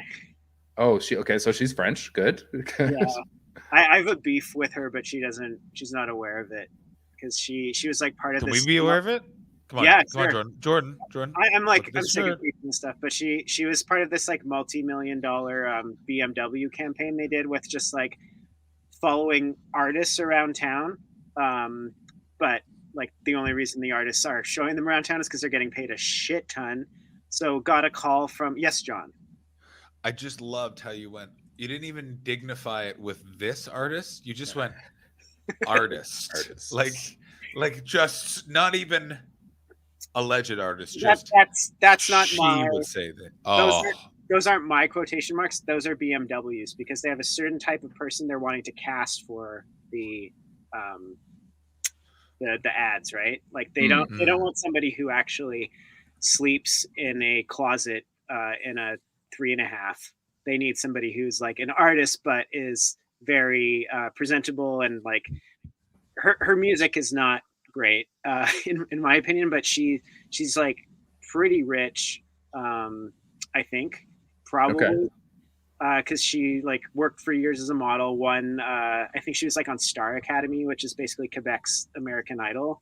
of course. But anyways, like she was well known even before this. But BMW was following around this artist, going throughout the city in a really new whatever BMW model they were advertising as part of the commercial, and her team said like, we want to film in your store. We want Charlotte Cardin to come looking for records because she says it's her favorite place in Montreal. And I was like, it's not true because I've never seen her here in my Please life. tell me you didn't say that to the producer. You were just like, yeah, that's great. But they did this dumb thing where they already set our site as the shop to film in, even though we hadn't agreed to it. So they had no backup plan. And I was at first thinking of like, okay, well, like, what can you guys pay, sort of thing. And then I talked to a friend about it, and I thought about it some more, and I was like, you know what? Like, I feel like the whole thing just seemed weird because it was like they're monetizing the cultural cachet of like a neighborhood for like selling fucking cars, and they have this whole thing where the band plays in front of a garage on St. Viator as part of like this really kind of commodifying that's like gone into, you know, Milan's being gentrified. The neighborhood that where they were filming this has been gentrified a lot in the last 10 years, but even more so now. And so I called their bluff and I said, listen, I'm only going to allow you guys to film in here if you give a $5,000 donation to the mission. And they're like, oh, that's probably too much. I don't know if we can swing that. And I was like, well, then sorry, it can't happen. They're like, well, let me check. And then within a minute, they're like, yeah, no problem. Like, that's how much money. Of course, it's BMW. Yeah, like BMW, billions. We can't afford it. Is that true? No, it's not true. We can totally afford it. Yeah, so we can. They came with a film crew on an afternoon, gave her a record to hold, have her pretend to go through the bins, do a shot of the outside of her buying the record from the store, and then hopping back into her car. And it was like, yeah, like if you watch the ad, it's like structured to make it look as if the person's doing all these things, but it was just so fake. And then yeah, I don't know. And then I checked out her music too, and the whole package just rubbed me the wrong way, you know. Do you remember which album they made her buy? I don't even know if you see it in the ad. I Did think she actually buy it? No, they just used a record as a prop and they gave it back to me after. Yeah. So, anyways, I wonder which one they picked. I like that this was described as we are in a feud. Yeah. Even she had no say in it. BMW did all of it. I think you have a feud with BMW and capitalism, my friend. I think this nice French chanteuse, which might mean singer or might mean I'm mispronouncing charcuterie. Chanteuse. I don't think chanteuse. What does that mean? Oh, that's singer. Chanteuse is singer. Chartreuse is a delicious aperitif. Oh, it is a very good aperitif, is it not? Yeah, I recommend yellow. What? Like just as a color? Just as a chartreuse. There's green. There's yellow. Yeah, but look at her. You're right, though. I don't have a problem with her, but feud ended. We did it, you guys. Feud ended. We're settling beefs here. Yeah. Totally nothing wrong with taking money from BMW for your own personal gain. Nothing at all. But you didn't. You got $5,000 for the mission. Yeah, that's awesome. That's great work. Also, what's the mission? It's just a place where they supply like food and shelter items for people without houses and stuff in the neighborhood. Sounds great. Sounds good to me. That's what I assumed it was. Yeah. I assume she matched my donation too with the proceeds she made from BMW just to keep it. I assume. You'd hope so. Yeah. No way. Just okay. There's some comments on the green chartreuse. Green chartreuse is also excellent. I just happen to like yellow. Right. Not here to shit on green. Green chartreuse is fantastic. Let me ask you this: I don't donate to charity. When I decide, I just give to a bunch of homeless people. Like I'll just be like, if I'm walking by and I got 5 minutes, or if I'm going in for a coffee, I now try and be like, "How you doing, boss? Would you like one?"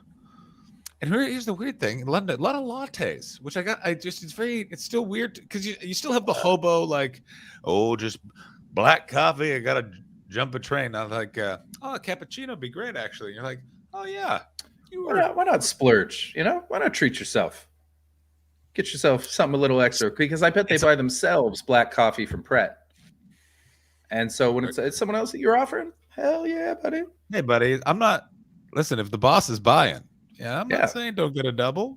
That's right. Get out that corporate debit card. Oh, there is nothing it's one of the best things Henry Rollins has ever said, which is what is my favorite food is free lunch. Yeah. There's nothing better than free lunch. Like, especially if it's like I don't really drink in the daytime, but when in my 20s, if it's like we're going to a bar and someone else, it's like, oh, we're getting drunk. We're gonna be this is gonna be bad. But I remember when Laurent Perrier brought me out to their vineyard, we stopped in Paris. So it was a bunch of bartenders got onto the Eurostar, took the train over to Paris. When we were on the train, the rep who took us on the tour opened up his 2 suitcases. There were no clothes in there. It was all bottles of champagne. Can I also just say the way you took a pause? It didn't sound like you said rep who. It sounded like you went repu. Repu. The repu took us. He was like, "Oh, open the cases," and he's like, "I want all these bottles gone by the time we get to Paris." And it's just like, all right, why? Done. Why? I look back on this, and I've been part of these stupid things before. I may or may not have attended a bachelor party where it was just decided we would just try and finish all of the beer we bought. Like it was just a thing of like, oh, there's an off license at the Bristol train station too. Oh, we bought all this beer. Can we finish all this beer by the time we get to Bristol? We probably shouldn't, or we definitely could. Oh. And we will. The Wade Boggs challenge. But we did that. Drank all the champagne. He took us to our hotels. He's like, you got a half an hour. Get changed. Get ready. We're going out for lunch. Fuck you. No. An hour at least. Holy shit. This was the best food I've ever had in my life. Took us to like what you want a Parisian restaurant to be. Everyone was snooty and beautiful and aloof. And the food was like only time I've ever ate escargot.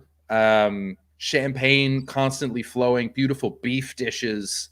The vegetables were everything was soaked in butter. It was unbelievable, but also the kind of thing that I couldn't have enjoyed if it wasn't being paid for by a champagne house. Yeah. It was like, if I had paid for this, I would have been stressed. Yeah, I feel like even if I had a lot of money, if I'd paid for it, I would have been stressed. But I was like, these guys literally own a whole champagne company. I'm going to eat everything, and I'm going to have the best day of my life. It was unbelievable. That free meal. Do you think this is going to be one of those memories that carries on until your final years? You'll remember this for the rest of your life.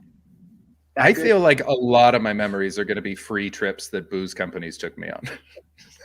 I mean, if you kind of just the math on comedy, my entire life is a free trip around the world that booze companies are paying for. Like, never forget, anyone. No comedy club owner has ever gotten rich because of ticket sales. We're liquor salesmen, is what we are.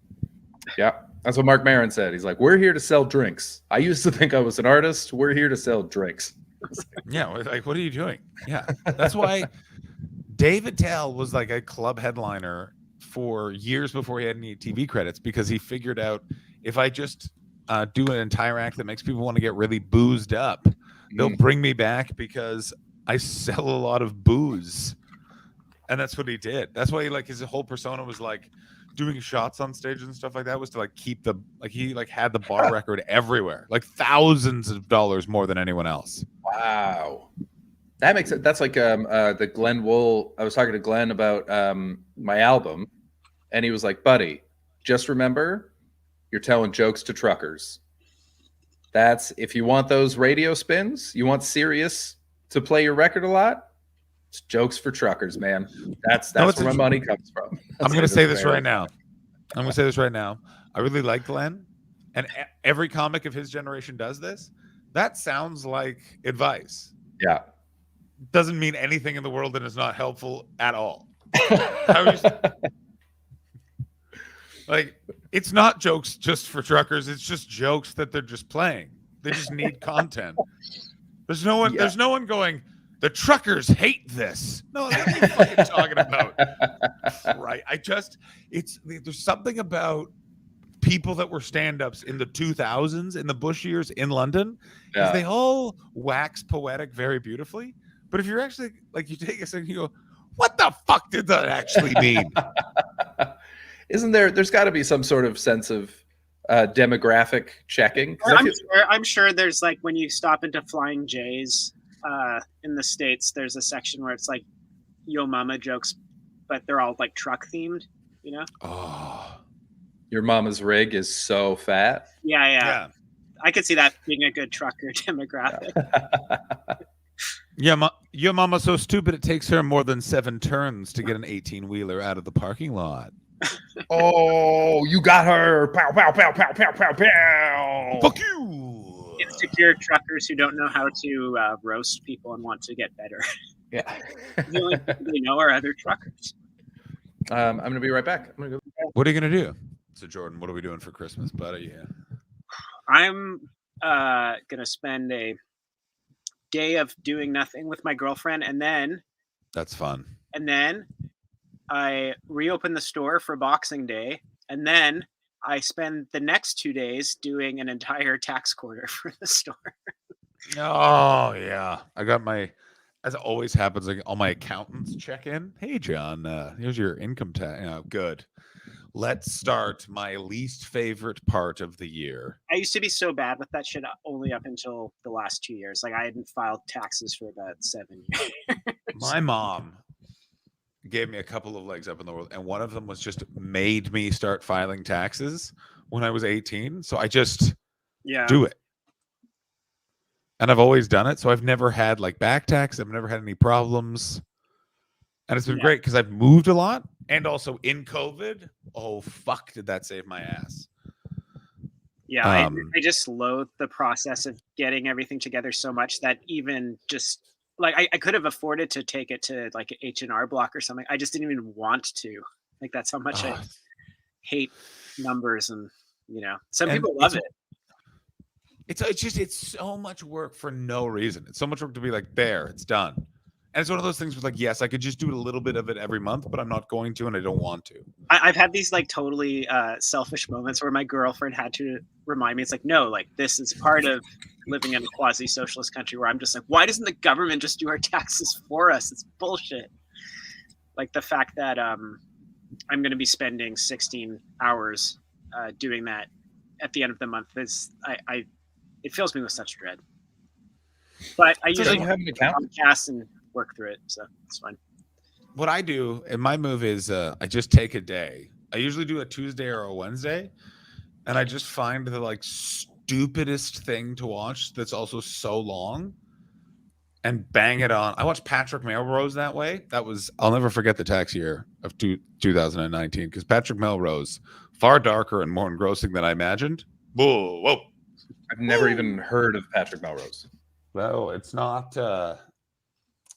good. It's about a man who's addicted to heroin because his father was a sexual predator. The Benedict Cumberbatch one. I remember the picture from this. It's really good. But that's all I remember. It's haunting. It fucks you up. Benedict Cumberbatch is in everything. Hey. And I respect that. Thank you so much for subscribing. Oh, thank you. Thank you, Alex Watson.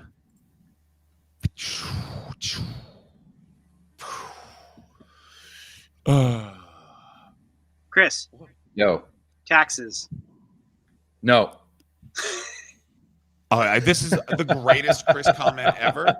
Because, ladies and gentlemen, nothing in the world makes me more furious than his ability to do that. I don't even know if you've ever filed taxes. It's none of your business. See, this is the thing. What? That's the answer? It's none of... Fuck you. I wouldn't be... I'm not going to ask him. I'm not going to ask him a goddamn thing. Jordan is now throwing... Jordan's throwing up. Oh, choking on I'm not gonna ask him. I just want you, everyone in the chat, everyone look at me. I would not be surprised if in 20 years it just comes out you've never filed taxes anywhere. I also, by the way, wouldn't be surprised if it just came out your name was not Chris Betts. Like it would just be like, oh no, my name is actually technically Elijah Muhammad. Like it would just be so wild.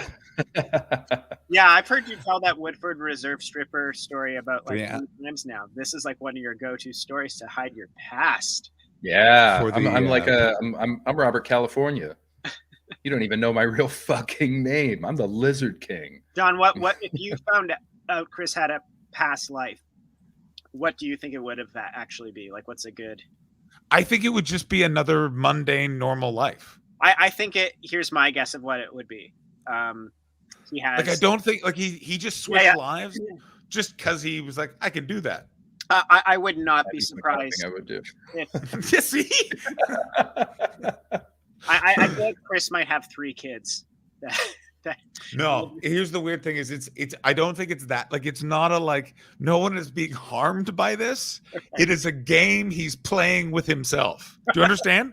There's no like you know what's crazy about this? It's all making sense. Like this is 100% what's happening. Yeah. I mean, these are all I mean, you're my friend, so you're accurately recognizing parts of me, which is that I would absolutely live a life just to amuse myself, but I'm afraid I'm going to neither confirm nor deny.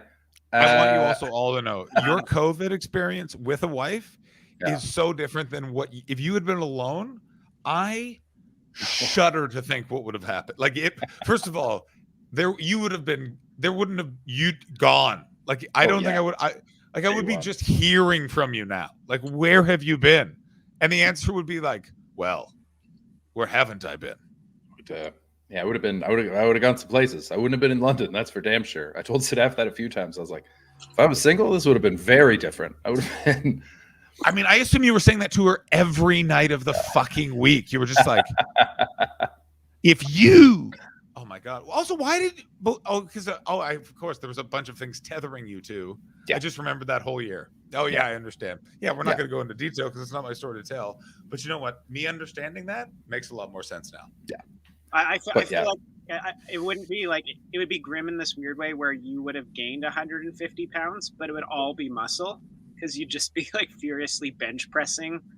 No, I would be in really good shape if I had been alone during it. I would just have filled the day. Disagree entirely. I would say you would just be normal thin Chris.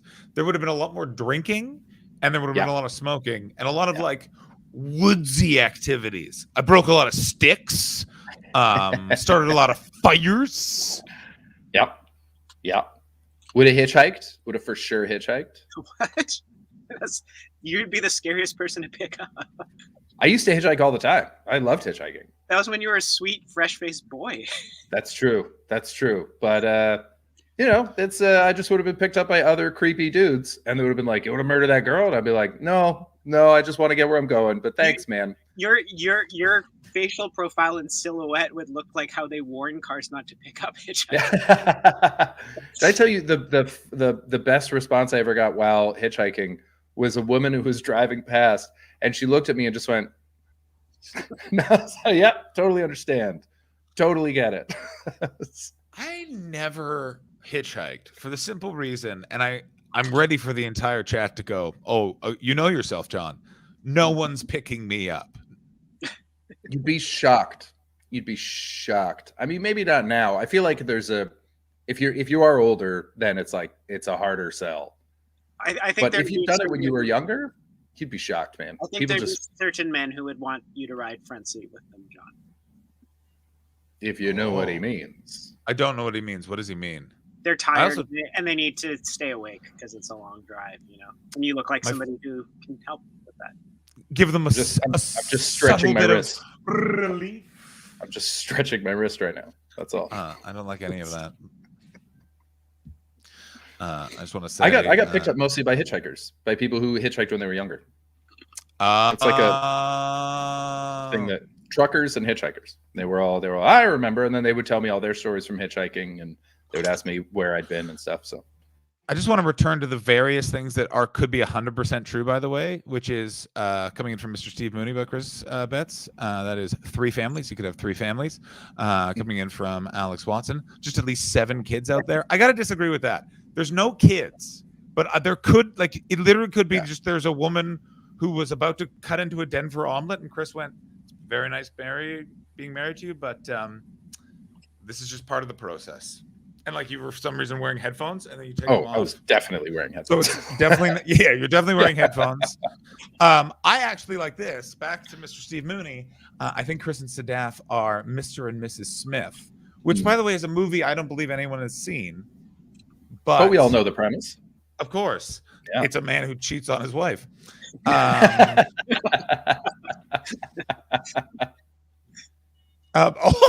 actually think that Richard Wright has it nailed.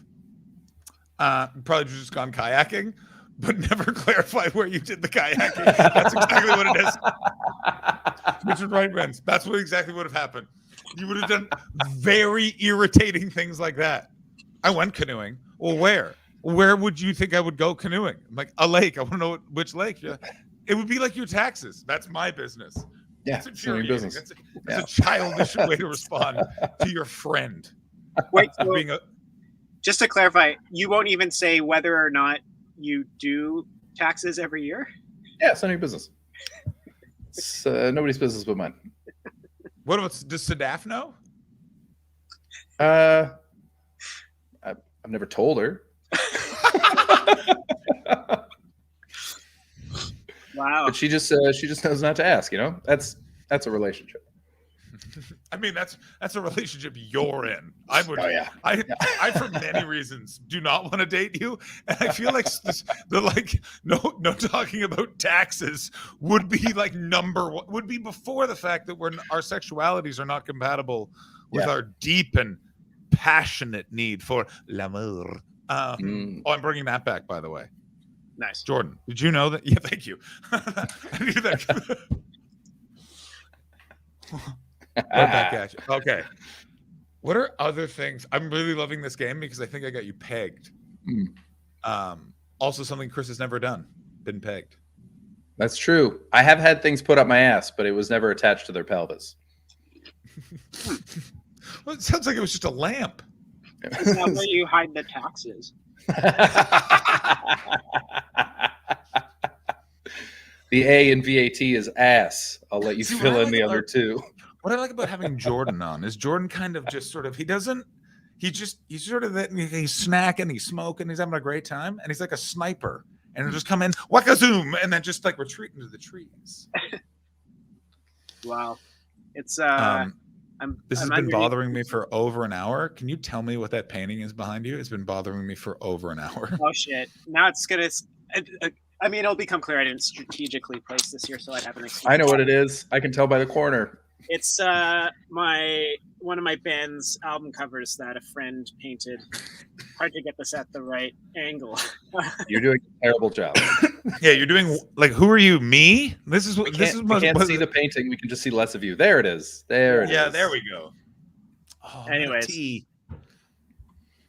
I I found out that speaking of going back to prog rock, a lot of the great prog rock covers of the 70s were all done huge like that, because in order to make it look wicked on a record size format, it had to be painted large.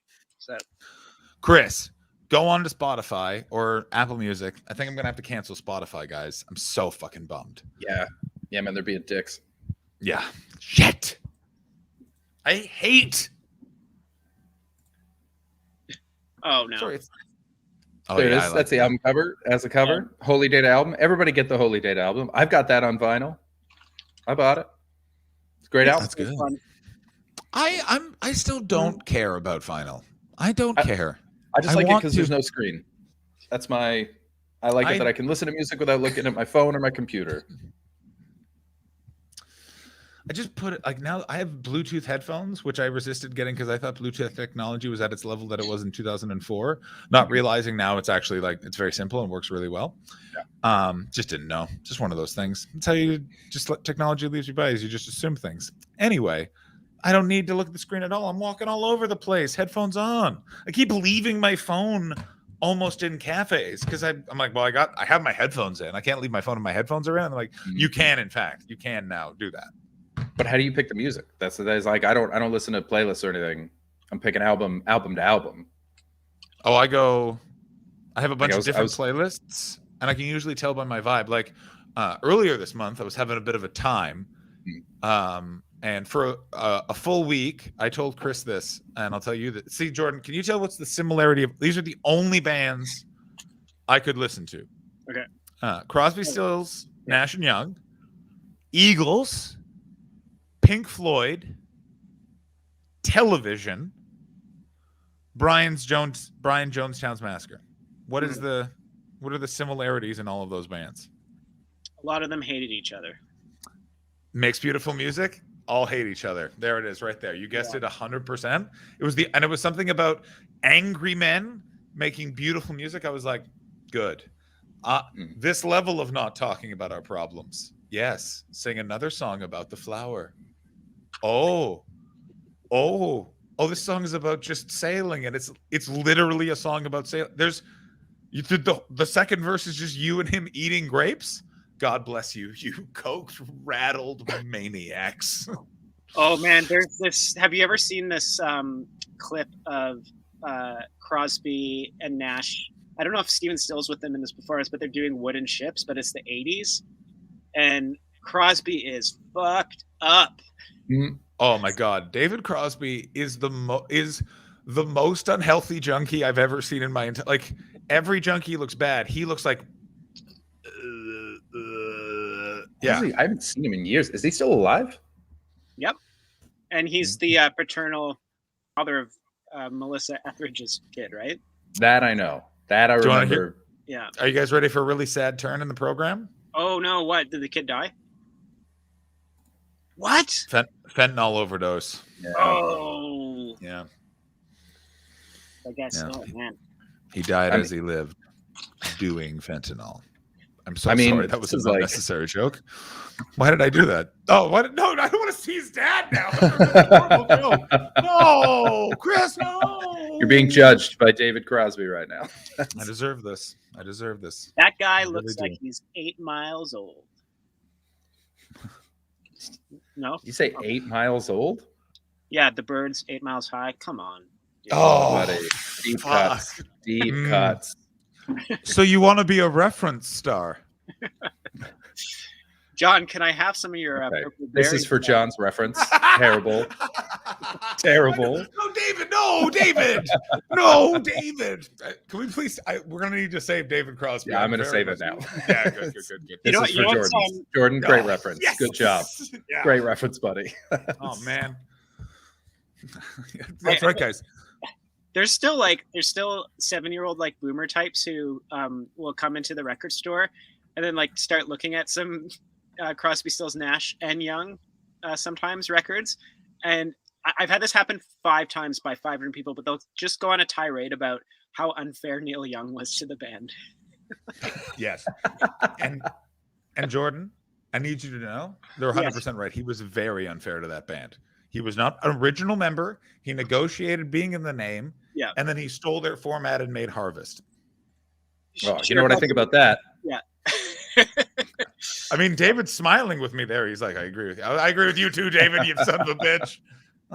You love crap. I don't know why, but I just love that Neil Young kind of treated them like shit. Because I read Graham Nash's autobiography, and oh, he's a pig. Who, Graham Nash? Oh, big time. He's like talking about the sexual things that him and Joni Mitchell would do together. I'm like, I don't think she wanted this in a book, man. Probably not. Joni Mitchell seems like a pretty private person. Yeah, no shit. Also, Tiger, I do agree with you. I got to tell you, I Great 100% album. agree with you. It's a great album. It's better than the Crosby, Stills, Nash and Young albums. So it's all right. I mean, they're different albums, and you're also right, but they're different. You're not supposed to like every song on every album.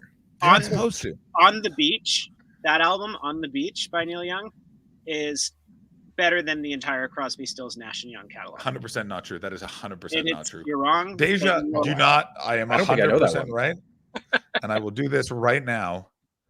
You don't fucking come on this goddamn stream and talk fucking ill of Crosby, Stills, Nash and Young. All right. Thank you, David. David, are you? David's with me. I'm gonna have to find a bigger picture. It's too thin. This guy gets it. This is perfect. John, I'm sorry, I forgot about the format of this show. I need to respect the trios.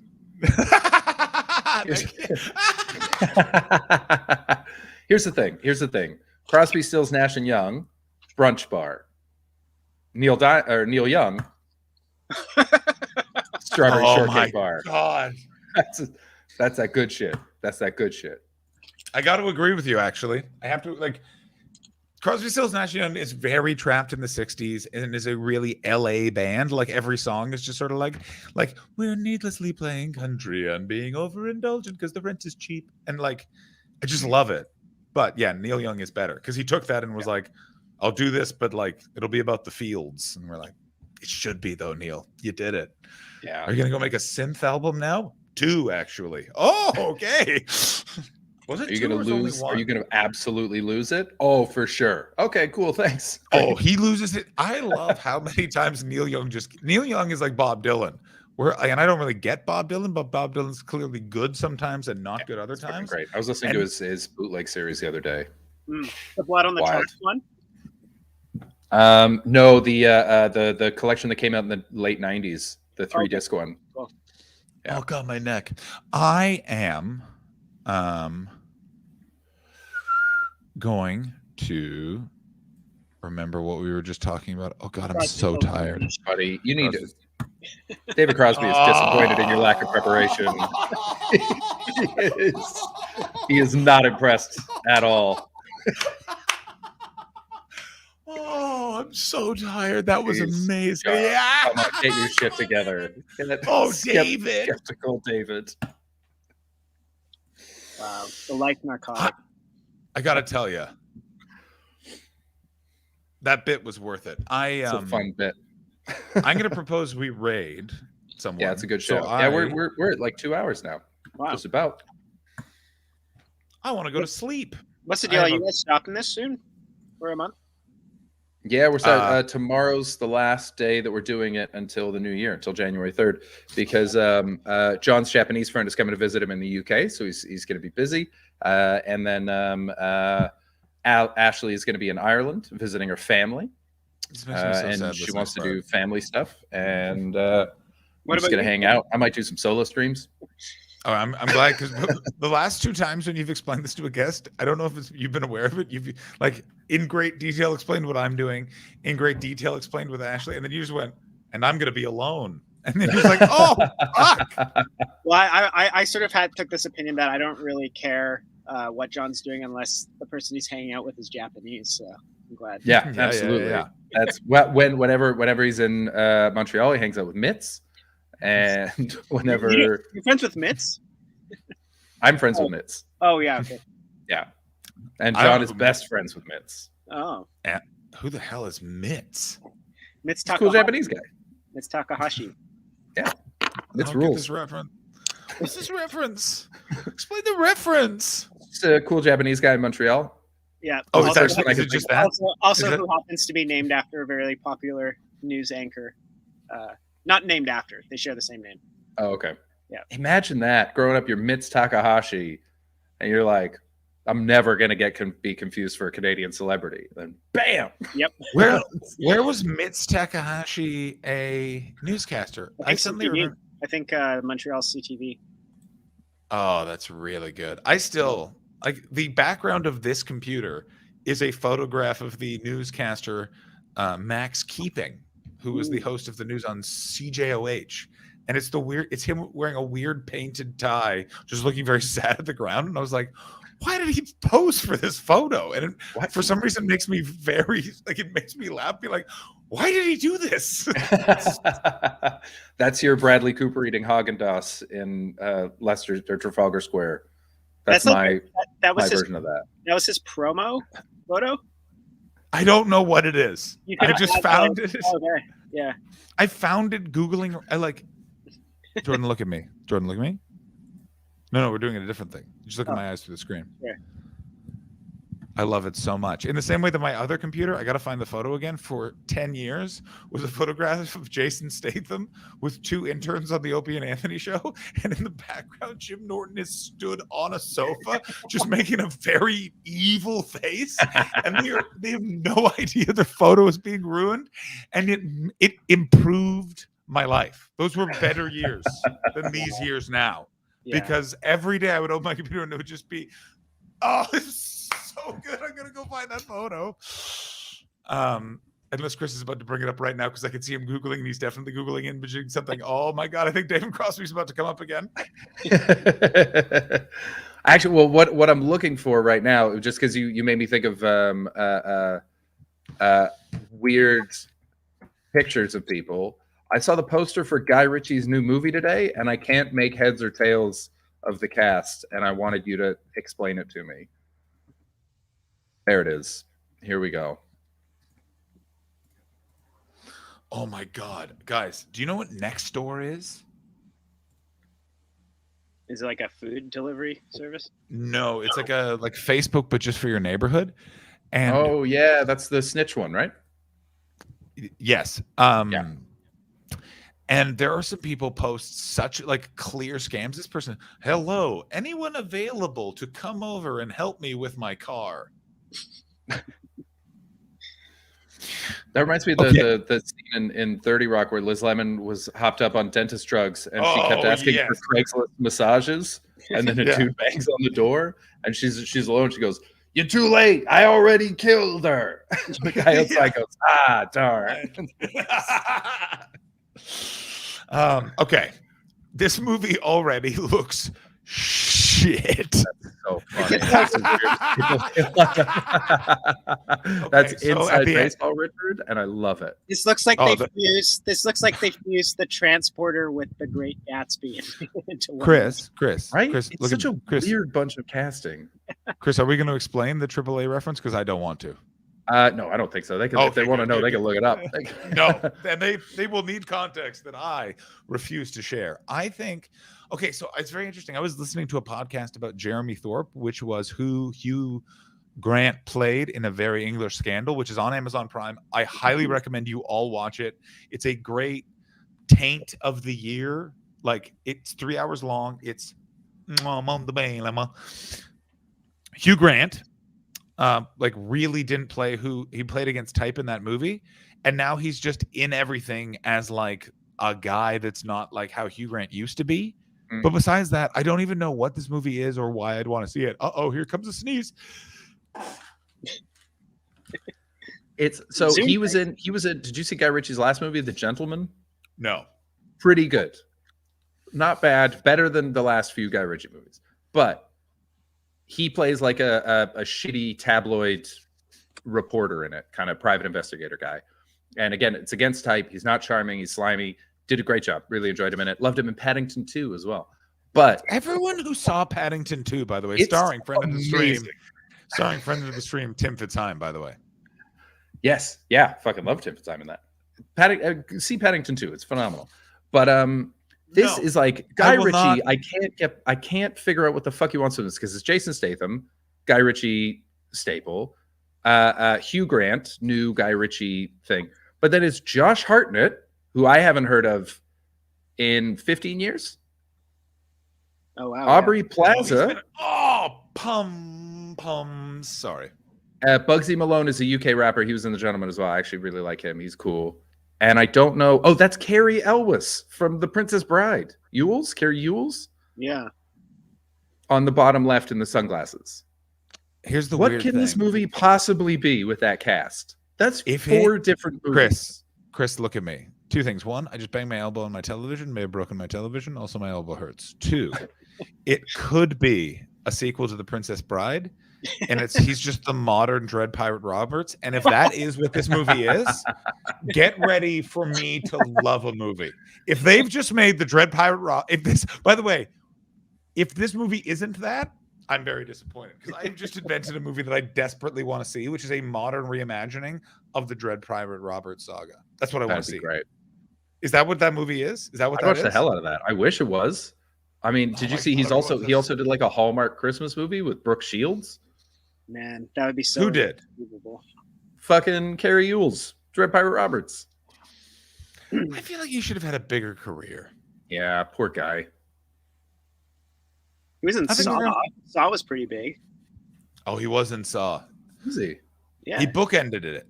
I didn't see it because was he the narrator? Was he reading Saw to his grandson? And then Grandpa, stop! This part's boring. Get to the part where they cut through their limbs.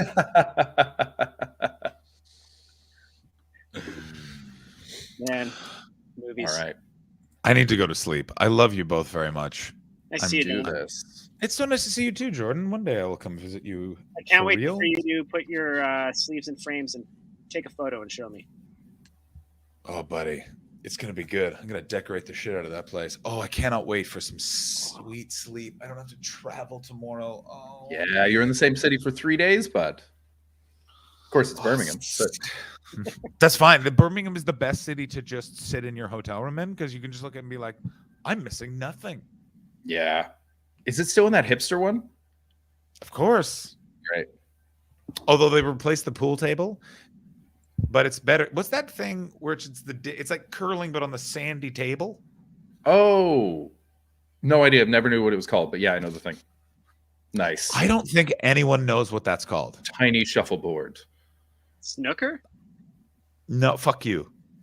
Yeah. Chris, tell him. Tell him no. fuck you. Why not? But you know what? How about this? Yeah. That's the better way. I gotta tell you, I prefer the original David.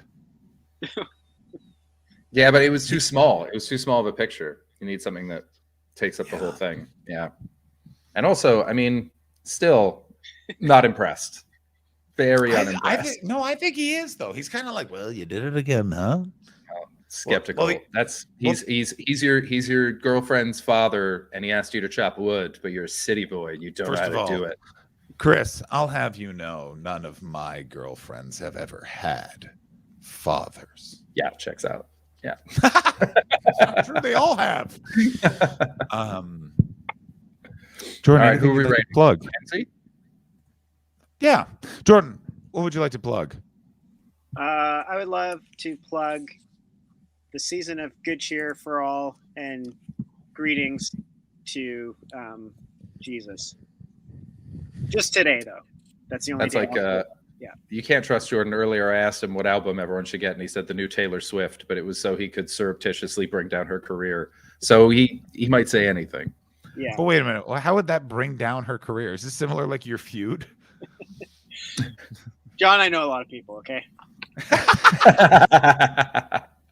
I feel like I'm talking to a lot of untrustworthy people in this program. All right. I want to John, plug. what do you think? I want to plug the Untitled Twitch stream. I think it's a great Twitch stream. I think you should come up with a name soon because it makes me laugh, and I feel like people deserve to have their laughter defined. No. Yeah, agree with Chris. I plug that you all go watch one of Chris Betts' stand-up comedy videos on YouTube and boost his analytics and do that. That would be really nice. And then head on over to the Wrestler Review, my wrestling podcast, and help us reach 100 Patreon patrons if you want, or don't. Yeah. I don't care. Or join the Patreon for this show. You could also join the Patreon for this show, which would help us both. Also, I want to plug Jordan's album, Holy Data. Check it out. It's very good. He's got 2 Holy Data albums. They're both great. Thanks, Check them man. out. Big fan. All right, we're gonna rate MZ. We will see you all tomorrow. Here is an old lady talking about sex. That's all. Penis into her vagina. And that's all.